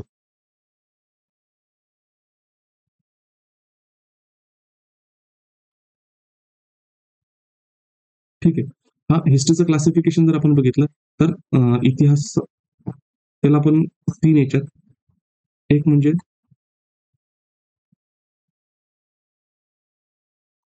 प्री हिस्ट्री, त्याच्यानंतर प्रोटो हिस्ट्री, आणि त्याच्यानंतर हिस्ट्री. आता हे जे क्लासिफिकेशन आहे, हे क्लासिफिकेशन कुठल्या बेसिसवर आहे, तर सोर्स ऑफ रायटिंग. आता क्लासिफिकेशन करण्याचे वेगवेगळे डायमेन्शन्स आहेत. मग आता ज्यावेळेस आपण रायटिंग बेसवर जर बघितलं, तर रायटिंग बेसवर म्हणजे काय, की ज्यावेळेस समाजाला रायटिंग माहितीच नव्हती, म्हणजे स्क्रिप्ट एक्झिस्टमध्ये आली नव्हती, तो काळ म्हटलं गेलेला आहे प्री हिस्ट्री, जिथून स्क्रिप्ट एक्झिस्टमध्ये येते. ठीक आहे, मी भाषा म्हणत नाही, मी स्क्रिप्ट लिपी म्हणतोय. एक्झिस्टमध्ये येतात त्याला हिस्ट्री म्हटलं, आणि दरम्यानचा period proto history. Proto history म्हणजे असं आहे, की त्यावेळेस स्क्रिप्ट होती पण डिसायफर्ड झालं नाही, किंवा की त्याबद्दल संदिग्धता आहे, की त्यावेळेस स्क्रिप्ट होती का नव्हती. म्हणजे हा जो ट्रान्झिशन पिरियड, तो ट्रान्झिशन पिरियड, किंवा या ठिकाणी जो समाज राहत होता, त्याच्या संदर्भात दुसऱ्या ज्या जिओग्राफिकल एरियामध्ये राहणारे लोक आहेत, तर त्यांनी काहीतरी लिहून ठेवलेलं आहे. त्याला म्हटलं गेलेलं आहे प्रोटो हिस्ट्री. आता याचं इंडियन क्लासिफिकेशन कसं होतं, ते पण ऑलरेडी आपण काय केलं तर बघितलं होतं. मग आता ज्यावेळेस हिस्टोरियन बघतायत किंवा स्टडी करतायत, तर त्याच्यामध्ये त्यांनी लक्षात घेतलं होतं, की मानवाचे जे आपण पूर्ण इतिहास बघितला, इतिहास बघितल्यानंतर त्याचा जो 98% पार्ट आहे ना, तर 98% पार्ट हा प्री हिस्ट्रीमध्ये जातो. ओन्ली 2% पार्ट हा प्रोटो हिस्ट्री किंवा हिस्ट्रीमध्ये येतो. मग ही जी प्री हिस्ट्री ना, तर प्री हिस्ट्रीला पण त्यांनी काय केलेलं आहे, तर क्लासिफाय करायला पाहिजे. मग ते क्लासिफाय करत असताना सुरुवातीचं जे क्लासिफिकेशन होतं हिस्ट्रीचं, म्हणजे ज्याला आर्किओलॉजिकल बेस्ड क्लासिफिकेशन, हे तर नंतर झालं रायटिंग बेसवर. पण सुरुवातीला जे क्लासिफिकेशन झालेले आहेत ना, तर ते एज सिस्टममध्ये, म्हणजे तिथे त्यांनी इंट्रोड्यूस केली होती, तर 3 एज सिस्टम. ठीक आहे. ही कोणी केली होती, तर ख्रिश्चन थॉम्सन. ख्रिश्चन थॉम्सनने काय सांगितलं की मानवाने ज्या ज्या गोष्टी यूज केलेल्या आहेत, म्हणजे एक म्हणजे त्यांनी जी टेक्नॉलॉजी यूज केलेली, त्याचे उदरनिर्वाहाचे साहित्य कसे होते, त्यावेळेसचा जो चेंज होणारी जिओग्राफी होती, त्या बेसिसवर त्यांनी काय केलं होतं की मानवाची जी प्री हिस्ट्री आहे, म्हणजे जी हिस्ट्री होती, ही जी प्री हिस्ट्री त्याला काय केलं, त्याने क्लासिफाय केले. कारण पहिली येणारी सिस्टम 3H सिस्टम आहे, त्याच्यानंतर हे जे हिस्टोरिकल क्लासिफिकेशन ही गोष्टी आलेल्या आहे, हे लक्षात घ्या. मग ख्रिश्चन थॉम्सनने त्याच्यात त्यांनी क्लासिफाय केलं. पहिले जे मानवाने यूज केलेलं टेक्नॉलॉजी असेल ती म्हणजे स्टोन टेक्नॉलॉजी, त्याला त्याने क्लासिफाय केलं स्टोन एज. मग स्टोन एजला म्हणजे काय, अश्मयुग, म्हणजे अश्मयुग आहे. मग अश्मयुग आपल्याला कुठे की जेव्हा त्याने स्टोन यूज केलं. त्याच्यानंतर दुसरं त्याने सांगितलेलं आहे की ब्रॉन्झ एज, त्याला म्हटलं गेलेलं आहे कांस्य युग. आता हे युरोपच्या पर्स्पेक्टिव्हने, कारण हा युरोपियन होता. मग आता युरोपमध्ये मोठ्या प्रमाणावर तांब्यापेक्षा आहे ना कांस्य मोठ्या प्रमाणात यूज केले, म्हणून त्याला ब्रॉन्झ एज. ज्यावेळेस कॉपर ऍज अ कन्सिडरेशन केलं, कारण पहिले जे मेटल यूज केलेलं ह्युमनने ते कॉपर यूज केलेलं आहे. मग कॉपर हा ब्रॉन्झ एज, हा कसला सबसेट आहे, हा चाल्गोलिथिक पिरियड किंवा आपण त्याला म्हणू शकतो जे काही आपण कॉपर एज आहे, तर कॉपर एजचा हा सबसेट आहे. मग इंडियामध्ये आपल्याला डिस्ट्रिक्टली कॉपर एज पण बघायला मिळतो. मग त्यावेळेस 4 एज सिस्टम होऊन जाते. पण आपल्या अंडरस्टँडिंगसाठी आपण चाल्गोलिथिक पिरियड आणि ब्रॉन्झ एज हा काय करू शकतो, म्हणजे हा जो ब्रॉन्झ एज आहे हा कसला सबसेट कन्सिडर करू, जो काही ताम्रपाषाण युग आहे किंवा त्याला आपण म्हणू शकतो ब्रॉन्झ कॉपर एज आहे, तर कॉपर एजचं आपण काय करणार तर लक्षात घेणार आहोत. आणि ब्रॉन्झ नंतर जर म्हणजे कॉपर नंतर यूज होणार जे मेटल आहे, मग त्याला म्हटलं गेलेलं आहे आयर्न. हे झालं आयर्न एज, म्हणजेच याला लोहयुग आहे. हे लोहयुग या ठिकाणी काय तर म्हटलं गेलेलं आहे. मग आता लोहयुग जे आहे, तर मग आता हे म्हणजे काय की कॉपर नंतर यूज होणारं पहिलं जे काही मेटल असेल त्याला लोह काय म्हटलेलं आहे, तर लोहयुग म्हटलं गेलेलं आहे. मग आता स्टोन एजच्या कन्सिडरेशन मध्ये जर बघितलं तर मग पुन्हा स्टोन एज हा पिरियड पण फार मोठा आहे. स्टोन एज नियर अबाउट 98% जो टाइम पिरियड त्याच्यामध्ये जातोय. मग याला जो क्लासिफिकेशन वर्ड आहे ना, किंवा याला मग पहिल्यांदा प्री हिस्ट्री हा जो वर्ड आहे आपण त्याला म्हणू शकतो की असाइन केला गेला 19th सेंचुरीमध्ये. मग हे जे प्री हिस्ट्रीमध्ये आहे ना, मग प्री हिस्ट्रीला यांच्या क्लासिफिकेशननुसार म्हणजे स्टोन एजमध्ये जी टेक्नॉलॉजी यूज केलेली आहे आणि त्याच्यानंतर त्याच्यामध्ये क्लायमेटमध्ये जसे चेंजेस होतात आणि त्यांची उपजीविकेचे साधन, या बेसिसवर पहिले प्री हिस्टोरीला म्हणजे त्याला आपण म्हणतो की पूर्व सॉरी प्रागैतिहासिक.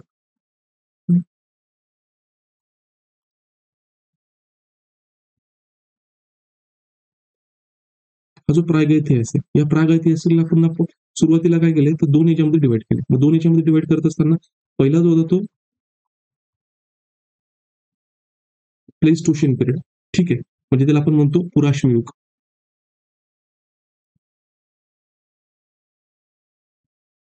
ठीक आहे. आणि त्याच्यानंतर दुसरा जो पिरियड होता तो म्हणजे न्यूलिथिक पिरियड, त्याला म्हटलं गेलेलं आहे नवाश्मयुग. ठीक आहे. मग आता हे बेसिस पुन्हा काय क्लायमेटमध्ये जे चेंज होतं ते टेक्नॉलॉजी यूज करताय, म्हणजे स्टोन टूल तयार करण्यासाठी जे टेक्नॉलॉजी यूज करतात आणि त्यांची जी उपजीविकेची साधने. कारण निओलिथिक पिरियड मध्ये जर बघितलं, सॉरी प्लेस्टोशियन पिरियड मध्ये बघितलं ते हंटर गॅदर होते, म्हणजे कंदमुळ गोळा करत होते आणि शिकार करत होते. निओलिथिक पिरियड मध्ये ऍग्रिकल्चरची सुरुवात झाली. हे मग काही वेळेस काय होतं की प्लेस्टोशियन टू निओलिथिक पिरियड मध्ये ट्रान्झिशन होत असताना बरेचसे काही नवीन कल्चर्स त्या ठिकाणी म्हणजे एक ट्रान्झिशनल फेज बघायला मिळाला.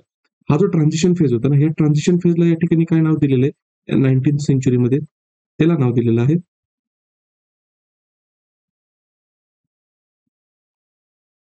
मेझोलिथिक पिरियड. हा मेझोलिथिक पिरियड म्हणजे काय, मध्य अश्मयुग. ठीक आहे.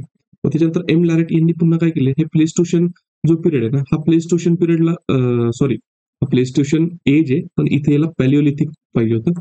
Sorry for it. हा पॅलिओलिथिक पिरियड आहे आणि पॅलिओलिथिक पिरियड मध्ये आपल्याला प्लेस्टोशियन पिरियड बघायला मिळतो. सॉरी फॉर इट, फक्त नेमिंग हे झालंय, पण मिनिंग सेम होतं. हा पॅलिओलिथिक पिरियड आहे. तर पॅलिओलिथिक पिरियडला त्यांनी पुराश्मयुग आणि मग एल लॅवरेट यांनी काय केलेलं आहे की 19th सेंचुरीमध्ये पुन्हा पॅलिओलिथिक पिरियडला जे होतं तर तीन याच्यामध्ये त्यांनी डिवाइड केलं. मग एक म्हणजे लोअर पॅलिओलिथिक पिरियड, यालाच काय म्हटलं गेलेलं आहे आद्य पुराश्मयुग. त्याच्यानंतर मिडल पॅलिओलिथिक पिरियड त्याला म्हटलं गेलं मध्यपूर अश्मयुग, आणि त्याच्यानंतर जर आपण बघितलं तर अप्पर पॅलिओलिथिक पिरियड त्याला म्हटलं गेलं उत्तर पुराश्मयुग. ठीक आहे. म्हणजे आता हे जे स्टोन एज आहे, तर स्टोन एजचं याच्यामध्ये काय गेलेलं आहे, तर क्लासिफिकेशन झालं, आणि हे क्लासिफिकेशन करत असताना पूर्ण 3 पॅरामीटर: जिओलॉजिकल टाइमस्केल म्हणजे एन्व्हायरमेंटमध्ये होणारे बदल, त्याच्यानंतर आपण जर बघितलं ते कुठली टेक्नॉलॉजी यूज करतात, म्हणजे स्टोन टूल्स कशी यूज बनवत आहेत त्याच्यावर, आणि थर्ड म्हणजे त्यांची जी उपजीविकेची साधनं आहेत, ते उपजीविकेची साधनं कुठली होती ते. हा जो प्री हिस्ट्री, प्री हिस्ट्रीला 3 याच्यामध्ये काय केलेलं आहे, तर डिवाइड झालंय. मग पॅलिओलिथिक, मेझोलिथिक, निओलिथिक. या पॅलिओलिथिकला आपण 3 याच्यात डिवाइड केलं: लोअर पॅलिओलिथिक, मिडल पॅलिओलिथिक, अप्पर पॅलिओलिथिक. हा जो पॅलिओलिथिक पिरियडचा जो पिरियड आहे, हा कशाशी समकालीन होता किंवा कशाशी कंटेम्पररी होता, तर प्लेस्टोशियन पिरियड. जे प्लेस्टोशियन पिरियड म्हणजे ज्या ठिकाणी आपल्याला काय तर आईस एज आहे, आणि आईस एज मध्ये सायक्लिक फॉर्म मध्ये आपल्याला कोल्ड आणि वॉर्म फेजेस दिसत आहेत. हा जर प्लेस्टोशियन पिरियड. आणि हा जो मेझोलिथिक पिरियड आहे ना, मेझोलिथिक पिरियड आणि निओलिथिक पिरियड, इथून हा कुठल्या एज मध्ये किंवा क्लायमॅटिक एज मध्ये आपल्याला बघायला मिळतो, त्याला म्हटलं गेलेलं आहे होलोसिन पिरियड. ठीक आहे. म्हणजे जिथे वाम किंवा उबदार हवामान म्हणतो ना आपण, ते उबदार हवामान जिथे सुरुवात झालेली हे त्याच्यामध्ये. मग आता लोअर पॅलिओलिथिक पिरियडच्या संदर्भात मग त्याचा टाइम पिरियड करायचा कन्सिडरेशन केलं. मग आता हा जर पॅलिओलिथिक पिरियडचा जो टाइम पिरियड आहे, हा टाइम पिरियड हे जर आम्ही याच्यामध्ये लिहितो म्हणजे तुम्हाला व्यवस्थित समजेल. याच्यामध्ये आपण बघतोय प्री हिस्ट्री.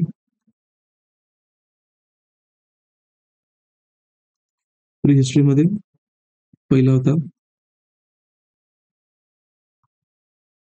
पॅलिओलिथिक. हा पॅलिओलिथिक वेळेसचं जे काही एन्व्हायरमेंट आहे ते प्लेस्टोशियन. प्लेस्टोशियन मध्ये पॅलिओलिथिकचा जो होता तो शॉर्ट फॉर्म मध्ये लिहितो म्हणजे लवकर होईल. लोअर पॅलिओलिथिक. ठीक आहे. म्हणजे आद्य पुराश्मयुग. त्याच्यानंतर मिडल पॅलिओलिथिक म्हणजे मध्य पुराश्मयुग, आणि त्याच्यानंतर अप्पर पॅलिओलिथिक तर म्हणजे उत्तर पुराश्मयुग. त्याच्यानंतर दुसरा पार्ट याच्यामध्ये आलेला आहे तो म्हणजे मेझोलिथिक. ठीक आहे. इथे कुठलं क्लायमेट आहे, होलोसिन. आणि याच्यानंतर जो येणार आहे तो म्हणजे निओलिथिक. हा पण होलोसिन पिरियड. ठीक आहे. मग आता हे होत असताना जर जागतिक लेवलला आपण बघितलं, तर जागतिक लेवलला बघत असताना हा जो पॅलिओलिथिक पिरियड आहे, हा क्लायमेटची जर बघितलं हे करत असताना, तर याला आपण कशामध्ये केलेलं आहे समजा, लोअर प्लेस्टोशियन, त्याच्यानंतर मिडल प्लेस्टोशियन आणि अप्पर प्लेस्टोशियन. या टाइम पिरियडला क्लासिफाय करत असताना हा 2 मिलियन इयर्स अगो ते 1 लाख इयर्स अगो. म्हणजे काय, हा जो लोअर पॅलिओलिथिक पिरियड आहे, हा 20 लाख वर्ष अगोदरपासून ते जवळपास 1 लाख वर्ष अगोदरपर्यंत काय आहे याचा टाइम पिरियड आहे. त्याच्यानंतर मिडल पॅलिओलिथिक किंवा मध्य पुराश्मयुग जो असेल, तो कशाशी समकालीन दिसतोय, तर मिडल पॅलिओलिथिक पिरियडशी समक्ष किंवा समकक्ष दिसतोय. तर याचा जो पिरियड होता हा कधीपासून होता, 1 लाख इयर्स अगो ते नियर अबाउट 40,000 इयर्स अगो. ठीक आहे. हा झाला मिडल पॅलिओलिथिक किंवा मिडल प्लेस्टोशियन पिरियड. त्याच्यानंतर जर बघितला की हा अप्पर पॅलिओलिथिक किंवा उत्तर पुराश्मयुग किंवा अप्पर प्लेस्टोशियन पिरियड, हा कधीपासून कधीपर्यंत दिसतोय, 40 म्हणजे 40,000 इयर्स अगो ते 10,000 इयर्स अगो. ठीक आहे. हा जो पिरियड आपल्याला काय तर बघायला मिळतोय. मग हा जो होलोशियन पिरियड मध्ये जे चेंजेस स्टार्ट होत आहेत, हे कधीपासून होत आहे, तर 10,000 इयर्स अगो. आणि निओलिथिकची जे काही सुरुवात वगैरे दिसते अक्रॉस द वर्ल्ड आपण म्हणू शकतो, म्हणजे तिथे ऍग्रिकल्चरचे एव्हिडन्सेस दिसत आहेत. ते आता हे जे टाइम स्केल आहेत ना, ह्या time scale across the world वेगवेगळ्या ठिकाणी वेगवेगळे टाइम स्केल दाखवणार आहे. पण युरोप वगैरे किंवा आफ्रिका या ठिकाणचा जो कॉन्टेक्स्ट आपण कन्सिडर केला, तर पहिले पहिले जिथे जिथे एव्हिडन्सेस सापडले तो जर कन्सिडर केला, तर निओलिथिकचा जो स्टार्टिंग आहे म्हणजे ऍग्रिकल्चरची सुरुवात जर हा त्याचा बेस आपण पकडला, तर हा near about 9,000 years ago across the world बघायला मिळतो. इंडियामध्ये 7,000 बिफोर कॉमन एरा. ठीक आहे. आता ह्या 12,000 इयर्स अगो करा, कारण किंवा याला आपण बिफोर कॉमन एराचा युनिट जोडू. 10,000 के बिफोर कॉमन एरा. आणि जर इयर्स अगो जर म्हटलं, त्याच्यामध्ये आपल्याला 2000 वर्ष जे असतील ते ऍड करावे लागतील. 90,000 बिफोर कॉमन एरा ही गोष्ट आपल्याला काय या ठिकाणी बघायला मिळते. मग आता जेव्हा आपण होमनिड मधली डेव्हलपमेंट बघितली होती, म्हणजे होमनिड मधली डेव्हलपमेंट बघितली होती, त्यावेळेस तुम्हाला एक लक्षात येईल की पहिल्या याच्यामध्ये जे असेल म्हणजे लोअर पॅलिओथिक पिरियड म्हणजे 2 मिलियन इयर्स अगो ते 1 लाख मिलियन्स म्हणजे आपण म्हणू शकतो 1 लाख इयर्स अगो एवढ्या ड्युरेशन मध्ये आपल्याला कुठकुठल्या स्पेसिस दिसत आहेत, तर त्या महत्वाच्या म्हणजे आपण असं म्हणू शकतो की एक म्हणजे होमो हॅबिलस. जस्ट म्हणजे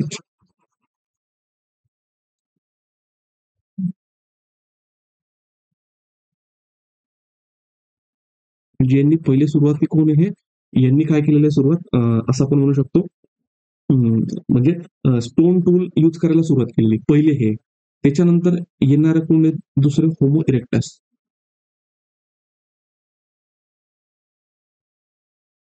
आता ज्यावेळेस आपण बघितलं होमो हेबिलस यांची जी सुरुवात आपल्याला दिसते near about 2 million years ago. ठीक आहे, मग हे आपल्याला बघायला मिळते. होमो इरेक्टसच्या बाबतीत जर बघितलं 1.5 मिलियन इयर्स अगो ते नियर अबाउट 3 लाख मिलियन्स अगोदर असेल या पिरियड मध्ये आपल्याला बघतोय. त्याच्यानंतर मिडल पॅलिओलिथिक पिरियड जर बघितला तर मिडल पॅलिओलिथिक पिरियडच्या बाबतीमध्ये आपल्याला काय लक्षात येतं, आता हा होमो इरेक्टस हाच आहे की ज्याने पहिले काय आग वगैरे जो असेल यूज केला. आग यूज केला म्हणजे याच्या अगोदर काही आग नव्हती का, होती. म्हणजे त्याला समजलं की आग कशी लावली पाहिजे, कशी हाताळली पाहिजे, कशी विझवली पाहिजे. मग त्याला आपण म्हटलं गेलं की तो आगीचा जो उपयोग जो तो आगीचा उपयोग करून त्या ठिकाणी शकत होता. होमो इरेक्टस नंतर जो आलेला आहे, ठीक आहे, मग तो कोण आहे, तर होमो सॅपियन जो तो होमो सॅपियन आलेला आहे. ठीक आहे, आता होमो सॅपियनचा जेव्हा आपण पिरियड बघितला होता तर आपल्याला असं लक्षात येतं की near about 3 lakh years ago to 35,000 years ago एवढा ड्युरेशन तो त्या ठिकाणी आपल्याला बघायला मिळतोय. आणि त्याच्यानंतर जो असेल तर तो आपल्याला जो ऍडव्हान्स फॉर्म जे दिसतोय म्हणजे अपर पॅलिओलिथिक पिरियड मध्ये तो म्हणजे होमो सॅपियन सॅपियन. म्हणजे अप्पर पॅलिओलिथिक पिरियड पर्यंत हा जी होमो सॅपियन सॅपियन स्पेसिस आहे ना, ही होमो सॅपियन सॅपियन स्पेसिस त्यामध्ये काय झालेली तर डेव्हलप झालेली आहे. म्हणजे मेझोलिथिक न्यूलिथिक मध्ये जे काही डेव्हलपमेंट करणार आहेत ते होमो सॅपियन सॅपियन्स करणार आहे. हे आपल्याला काय करायला पाहिजे लक्षात. यांची सुरुवात जरी 2 लाख मिलियन्स अगोदर सॉरी 2 लक्ष वर्ष अगोदर झालेली असली तरी ज्यावेळेस ते येत आहेत किंवा त्यांचा स्प्रेड होत आहे तर म्हणजेच काय ह्या पिरियडमध्ये त्यांची डेव्हलपमेंट झाली असली पाहिजे. आता लक्षात घ्या की आपण जेव्हा बायोलॉजिकल इव्होल्युशन बघतोय म्हणजे माणसाच्या बॉडीमध्ये जे चेंजेस होतात तर चेंजेस होत असताना जसं त्याच्या ब्रेनमध्ये चेंजेस होत आहेत तसं त्याच्या वोकल कॉर्डमध्ये पण चेंजेस होत आहेत. म्हणजे नियर अबाउट असं कन्सिडर केलं जातं की आतापासून 1.5 लाख वर्ष अगोदर, ठीक आहे, 1.5 लाख इयर्स अगो त्यावेळेस काय की माणसाची बॉडी स्ट्रक्चर असं होतं की तो तोंडातून साऊंड वगैरे काढू शकत होता. येतं लक्षामध्ये म्हणजे आवाज वगैरे काही निघत होते, त्याची वोकल कॉर्ड वगैरे होती, त्या पद्धतीने ती काय झाली होती तर सेट झाली होती. पण ऍक्च्युली जे आपण लँग्वेजचे एव्हिडन्सेस बघतो ना, म्हणजे ज्याला आपण म्हणतो भाषा, ही भाषा अस्तित्वात आली असली पाहिजे. भाषा म्हणजे काय, की भाषा हा इट इज अ सोशल आपण काय म्हणू शकतो मेसेजिंग मेथड. म्हणजे काय की आपण मी बोलतोय ते तुम्हाला समजतंय. म्हणजेच काय की जो प्रत्येक शब्द आहे त्या प्रत्येक शब्दाला जो अर्थ आहे आणि जो तुम्हाला माहिती आणि मला माहिती तो तुम्ही अंडरस्टँड करताय. आता हीच भाषा जर समजा मी तमिळ व्यक्तीसोबत बोलला आणि त्याला मराठी येत नसेल तर त्याला ती जी त्या शब्दाशी संबंधित असणारी माहिती आहे ती त्याला समजणार नाही. म्हणजे काय भाषा इज अ भाषेला प्रत्येक वेळेस काय तर सोशल रेकग्निशन असतं. म्हणजे काय एखाद्या आणि हा सिम्बॉल फॉर्म मध्ये म्हणजे तो एखादा शब्द जर मी समजा पेन हा उच्चारला तर पेन म्हणजे तुमच्या डोक्यामध्ये लक्षात येणार आहे की हातात धरणारी एखादी वस्तू ज्याच्याने लिहिल्या जातं तर ती निळ्या कलरची काळ्या कलरची त्याच्या संदर्भातली जी विविध संकल्पना आहे ह्या आपल्या सगळ्या समाजामध्ये काय ती गोष्ट मान्य आहे. म्हणून पेन हा शब्द उच्चारल्यानंतर आपल्याकडे तर एक ऑब्जेक्ट डोळ्यासमोर येतो. म्हणजे तसं जर बघितलं सुरुवातीला जो सिम्बोलिझम आहे म्हणजे लँग्वेजचा सिम्बोलिझम आहे किंवा वर्डचा सिम्बोलिझम आहे याची जी सुरुवात होते ती नियर अबाउट 50,000 इयर्स अगो म्हणजे आतापासून 50 वर्ष अगोदर जर आपण गेलो तर ते म्हणजेच काय ज्यावेळेस होमोसेपियन आणि होमोसेपियन सॅपियन म्हणजे ज्यावेळेस होमोसेपियन सॅपियन ची जस्ट आपण ऍडव्हान्स स्पेसिस लक्षात घेतोय. कारण होमोसेपियन सॅपियन कधी डेव्हलप होत असताना सुरुवात होते इसवी सन पूर्व 2 लाख वर्ष अगोदर. ठीक आहे, मग हे जे 2 लाख वर्ष अगोदर होमोसेपियन सेपियन झालेले तर हे पहिले होते की ज्यांनी जी भाषा आहे ती भाषेची सुरुवात केली. भाषा आणि कला, कलेच्या मिनिंग म्हणजे आपण असं या ठिकाणी म्हणू शकतो की चित्रकला वगैरे कारण सुरुवातीला जी काही कला वगैरे आली ती चित्रकला जी असेल म्हणजे तो काय करतोय त्याचे जे इमोशन्स ते इमोशन एक्सप्रेस करतोय. तर ही जी कला आहे याची कलेचे पण जे काही एव्हिडन्सेस सुरुवातीला आढळत आहेत ना अक्रॉस द वर्ल्ड जर आपण बघायला म्हटलं ते इसवी सन म्हणजे आतापासून 50,000 वर्ष अगोदर म्हणजे लँग्वेज आणि कला. तर कलेला सुद्धा काय आहे तर सोशल रेकग्निशन लागतं. म्हणजे एखादी जर समजा कुत्र्याची पेंटिंग काढली असेल तर ते समजलं पाहिजे की याला कुत्रा म्हणतात. तर ठीक आहे, ते अॅनिमलला त्या ठिकाणी म्हटले. एखाद्या वेगळ्या फॉर्ममध्ये जर काढलं असेल, ज्याच्याशी रिलेटेड समजा धार्मिक संकल्पना असते, तर समाजामध्ये स्वस्तिकला स्वस्तिक म्हणत असतील काढल्यानंतर, आणि स्वस्तिकची जर इमेज काढली असेल, तर ते काय इंडिकेट करतं की त्या समाजामध्ये मान्यता असणाऱ्या ज्या गोष्टी त्या ठिकाणी त्या काय करतायत, तर रिफ्लेक्ट होत असताना दिसतात. म्हणजे हे नियर अबाउट आपण जर बघितलं, तर भाषा, मी ते स्क्रिप्ट म्हणत नाहीये, लिखाणाची नाही, बोली भाषा ज्याला म्हणतोय, ती भाषा आणि ती जी कला असेल ती इसवी सन म्हणजे सॉरी आतापासून 50,000 वर्ष वगैरे अगोदर झाली असली पाहिजे. आणि याचे पहिले एव्हिडन्सेस वगैरे काय स्पेन, इटली या ठिकाणी जे काही गुहामधले भेटलेले आहेत ना, फ्रान्समध्ये जे काही मिळालेल्या पेंटिंग्स आहेत, त्या पेंटिंग्स आपल्याला त्याच्यामध्ये काय दिसतात, तर एव्हिडन्सेस दिसतात. पहिल्यांदा फायरचं युटिलायझेशन चायनामधल्या केव्ज आहेत ते त्या ठिकाणी आढळतो. ठीक आहे, पण सगळ्यात महत्वाचं म्हणजे काय, की सुरुवात कशी कशी होती हे आपल्याला या ठिकाणी समजलं पाहिजे. आणि म्हणजे सुरुवातीला ही गोष्ट होते. मग आता ज्यावेळेस आपण लक्षात घेतलं की होमो सॉरी ऑस्ट्रोपिथेकस होता. हा ऑस्ट्रोपिथेकस काय होता, प्राण्यांसोबत राहत होता, बायपॅटिलिझम होता, पण बाकीच्या प्राण्यांसारखा होता. आणि तो राहत असताना कशावर राहायचा, तर झाडाच्या ढालीवर राहायचा किंवा झाडांवर राहायचा, कंदमुळं खायचा. मग over the period of time काय झालं, की जसं स्टोन आहे, तर स्टोनचा उपयोग व्हायला लागला.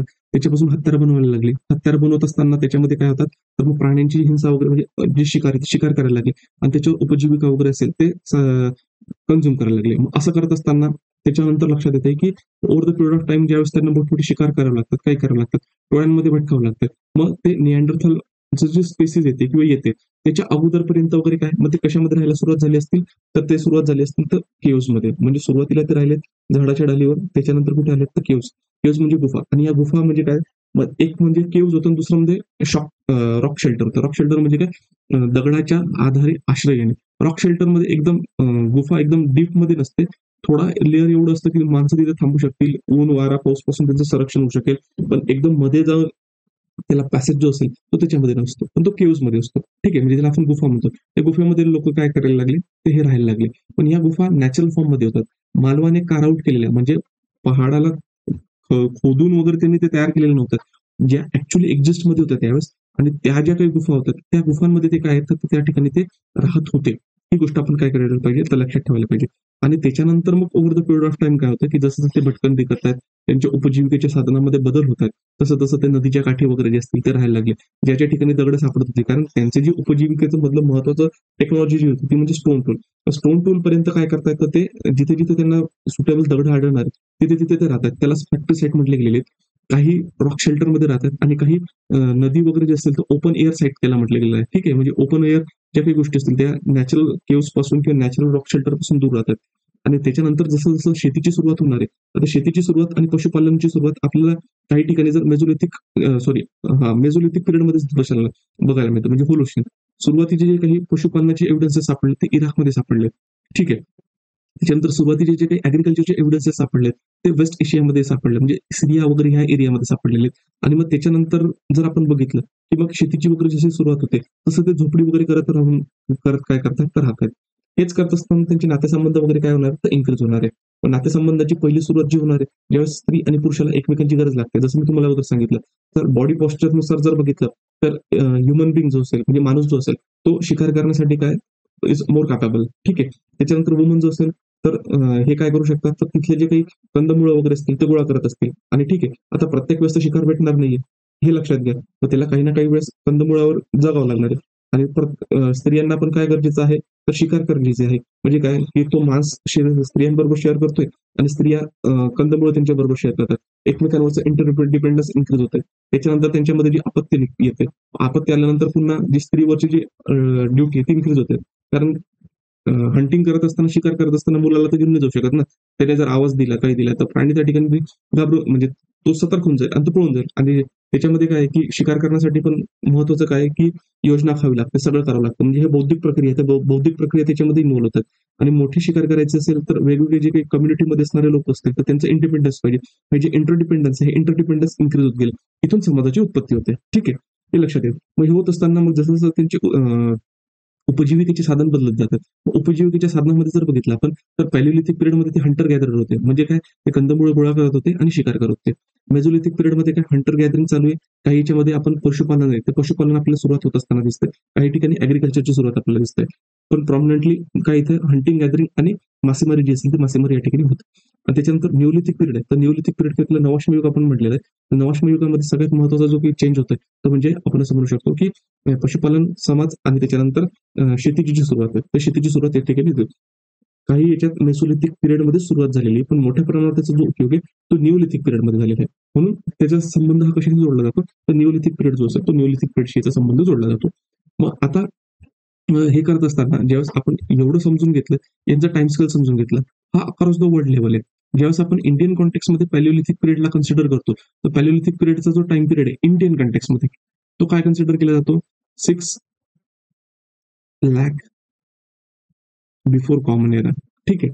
ते नियर अबाउट जर आपण बघितलं की एक 1.5 लाख बिफोर कॉमन एरा पर्यंत त्याला कन्सिडर सॉरी 10,000 बिफोर कॉमन जर असेल तर तेवढ्या याच्यामध्ये त्याला काय केलं जातं, तर कन्सिडर केलं जातं. आणि फर्दर त्याला काय मग लोअर पॅलिओलिथिक, मिडल पॅलिओलिथिक, अप्पर पॅलिओलिथिक पिरियडमध्ये डिवाइड केलं जातं. मेझोलिथिक पिरियडचा जर कॉन्टेक्स्ट इंडियामध्ये जर बघितला, हा 10,000 before common era to 2,000 before common era. आता एक लक्षात घ्या, हे जेवढे काही पिरियडला नावं दिले ना, तिथे जे काही जिओग्राफिकल कॅरेक्टरिस्टिक्स किंवा टूल्स रिलेटेड कॅरेक्टरिस्टिक्स भेटतात ना, त्याच्यावर हे नेमिंग दिलेलं आहे. हे काही कॅलेंडर इयर नाहीये, की 31 डिसेंबर आला आणि इयर संपलं आणि 1 जानेवारी आला तर दुसरं इयर चालू झालं. हे तसं नाही. जे कॅरेक्टरिस्टिक्स आढळतात, त्या कॅरेक्टरिस्टिक्स किती ड्युरेशनमध्ये आढळतात, हे आपल्याला या ठिकाणी लक्षात येतंय. ठीक आहे. जर वर्ल्ड लेव्हलला बघितलं, तर वर्ल्ड लेव्हलला मेझोलिथिक पिरियड हा फार मोठ्या प्रमाणावर बघायला मिळतो. म्हणजे काही ठिकाणी चेंजेस जे असतील क्लायमेटमध्ये ते इसवी सन पूर्व 30,000 पासून बघायला मिळतात. श्रीलंकेचा जरी कॉन्टेक्स्ट बघितला तरी तो आपल्याला बघायला मिळतो. कारण मी अगोदर तुम्हाला जे डायग्राम काढून दाखवली, ही कशासाठी काढून दाखवली हे तुम्हाला समजलं पाहिजे. हे जे काही क्लायमेट चेंजेस वगैरे होत आहेत, म्हणजे आईस एज पासून वॉर्म एज पर्यंत, तर इथे जो काही बदल होणार आहे कोल्ड रिलेटेड, हा लवकर जाणवेल. ट्रॉपिकल रिजनमध्ये उशिराने जाणवेल. कोल्ड इफेक्ट पडला तर वॉर्म एरिया असेल हा इथे उशिराने जाणवेल.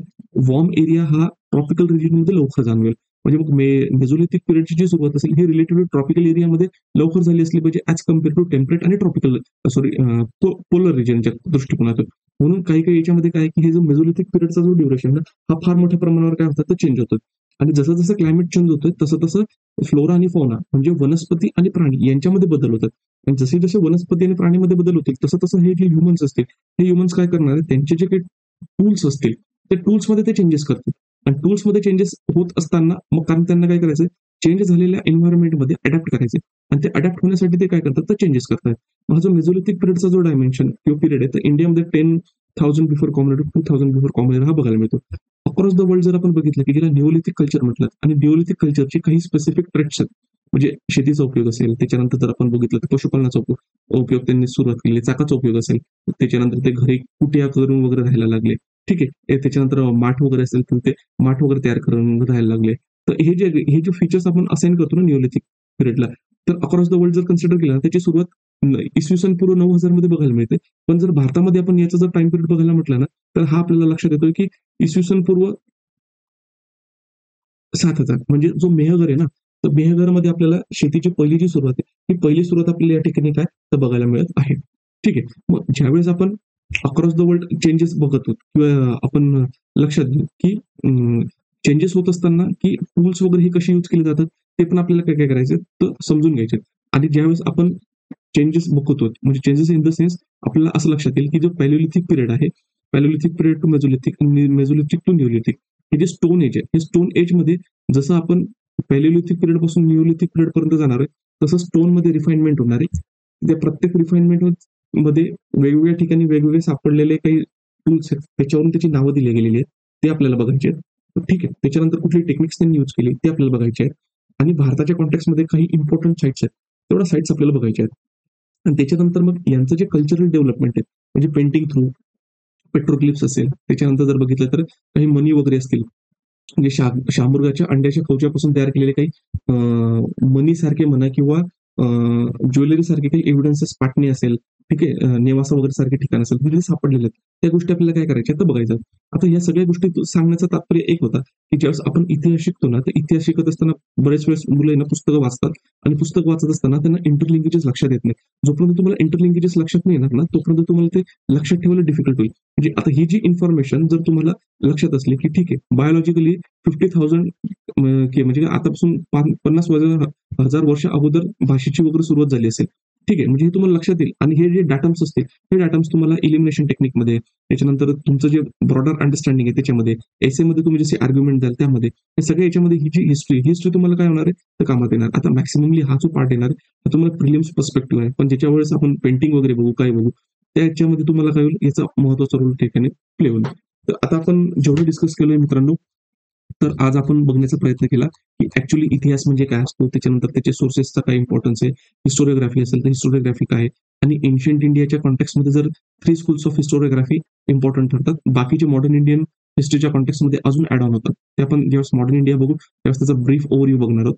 त्याच्यानंतर पिरियडायझेशन मध्ये असेल तर त्याचं युनिट बिफोर कॉमन एरा आणि कॉमन एरा, जे आता युरोसेंट्रिकच्या पलीकडे जाऊन सेक्युलर पॉईंट ऑफ व्ह्यूने काय युनिट यूज केलेलं आहे. त्याच्यानंतर सोर्सेसमध्ये आर्किओलॉजिकल, रिटर्न, ओरल हे असतील. त्याच्यानंतर आपण ह्युमन इव्होल्युशन होत असताना बायोलॉजिकल इव्होल्युशन आणि कल्चरल इव्होल्युशन. मग हे कल्चर बायोलॉजिकल इव्होल्युशन मध्ये बघत असताना आपण प्रायमेट्स पासून तर होमोसेपियन पर्यंत जी डेव्हलपमेंट होते त्याच्यामध्ये काय आहे, हे बायोलॉजिकल इव्होल्युशन. आणि तिथे जे एन्व्हायरमेंट म्हणजे आपण नंतर क्लायमेटमध्ये चेंज होतात प्लेस्टोशियन पिरियडमध्ये, ते होत असताना फ्लोरा आणि फौनामध्ये चेंज होतात. फ्लोरा आणि फौनामध्ये काय वनस्पती आणि प्राणी असतील तर त्याच्यामध्ये बदल होतात आणि त्याच्यामध्ये जे होणारे बदल आहेत तर त्याच्याशी जुळवून घेण्यासाठी तो स्वतःमध्ये जसे बदल करतो त्याला म्हटलं गेलं कल्चरल इव्होल्युशन. हे जे कल्चरल इव्होल्युशन, हे कल्चरल इव्होल्युशन पण आपल्याला काय करायचे तर बघायचे. पूर्ण हिस्ट्रीला क्लासिफाय करत असताना प्री हिस्ट्री, प्रोटो हिस्ट्री आणि याच्या अगोदर जी आलेली ती म्हणजे 3H सिस्टम. 3H सिस्टम मध्ये काय आहे, की मग जी टेक्नॉलॉजी मानवाने यूज केली त्या बेसिसवर त्याला काय केलं तर क्लासिफाय केलेलं आहे. स्टोन एज मध्ये पॅलिओलिथिक, त्याच्यानंतर मेझोलिथिक, न्यूलिथिक नंतर येणार चाल्कोलिथिक किंवा ब्रॉन्झ एज त्याला म्हटलेलं आहे. आणि मग ज्यावेळेस आयन एज यूज करायला सुरू होतील त्यावेळेस आयन एजची सुरुवात त्या ठिकाणी होणार आहे. त्याच्यामध्ये पण प्री हिस्ट्रीला क्लासिफाय करत असताना 3 पिरियड मध्ये केलेलं आहे, पॅलिओलिथिक, मेझोलिथिक, न्यूलिथिक.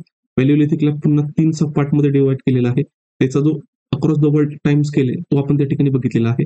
त्याच्याशी आता हे जे काही लोअर पॅलिओलिथिक आहे, हा lower Pleistocene period, middle Palaeolithic, middle Pleistocene period, upper Pleistocene पिरियडला काय तर समकालीन आहेत. त्याच्यानंतर प्रत्येक पिरियडमध्ये जर आपण बघितलं तर कुठले कुठले ह्युमन स्पेसिसचे इव्होल्युशन आहे ते आपल्याला दिसतंय. एक लक्षात येतं की होमो इरेक्टसनेच काय यूज केलेलं आहे, हे पहिले आहे की जे आफ्रिकेच्या बाहेर गेलेत आणि यांनी आगेचा उपयोग केलेला आहे. हा एक होमोसेपियन ऍडव्हान्स व्हर्जन आहे होमो इरेक्टसचं, आणि होमोसेपियनचं ऍडव्हान्स व्हर्जन आहे. म्हणजे पॅलिओलिथिक पिरियडच्या एंडिंग पर्यंत किंवा प्लेस्टोशियन एरियाच्या एंडिंग पर्यंत होमोसेपियन स्पेस ही काय पूर्णतः डेव्हलप झाली होती. त्याच्यानंतर हा जो transition period Palaeolithic period to Neolithic period याला म्हटलं गेलेलं मेझोलिथिक, आणि हा इथून कसली सुरुवात होती होलोशियन पिरियड जो असेल तो. मग याचा टाइम पिरियड इंडियन कॉन्टेक्स्ट मध्ये आपण बघितला. बाकीच्या वर्ल्डमध्ये असेल तो वेगवेगळ्या पिरियडमध्ये वेगवेगळ्या ठिकाणी आहे. न्यूलिथिक पिरियडचा कॉन्टेक्स्ट जर वर्ल्ड कॉन्टेक्स्टमध्ये बघितलं तर 9K1000 म्हणजे काय इयर्स बिफोर कॉमन एरा बघितलं जातं. हे कशावर आहे, त्या एजच्या ज्या कॅरेक्टरिस्टिक्स असतील त्या बेसिसवर. आणि भारतामध्ये जे दिसतंय तर 7000 बिफोर कॉमन एरा जो असेल तो. आता पुढच्या याच्यात काय करणार आहे मित्रांनो, आपण हा जर जेवढं बॅकग्राऊंड बघितलं ना, तर आता पुढच्या याच्यामध्ये आपण जे काही डायरेक्टली भारताच्या कॉन्टेक्स्टमध्ये पॅलिओलिथिक, मेझोलिथिक आणि निओलिथिक यांचे महत्वाचे कॅरेक्टरिस्टिक्स, ठीक आहे, यांच्या काही इम्पॉर्टंट काही साईट्स असतील त्या टूल्सची काही कॅरेक्टरिस्टिक्स असतील, त्यांनी काही टेक्नॉलॉजी यूज केली होती, आणि ओव्हरऑल जर आपण बघितलं त्यांचे कल्चरल ट्रेट्स कसे होते त्या गोष्टी आपण काय करणार आहोत तर बघणार आहोत. आता आपण इथं थांबूया. थँक्यू.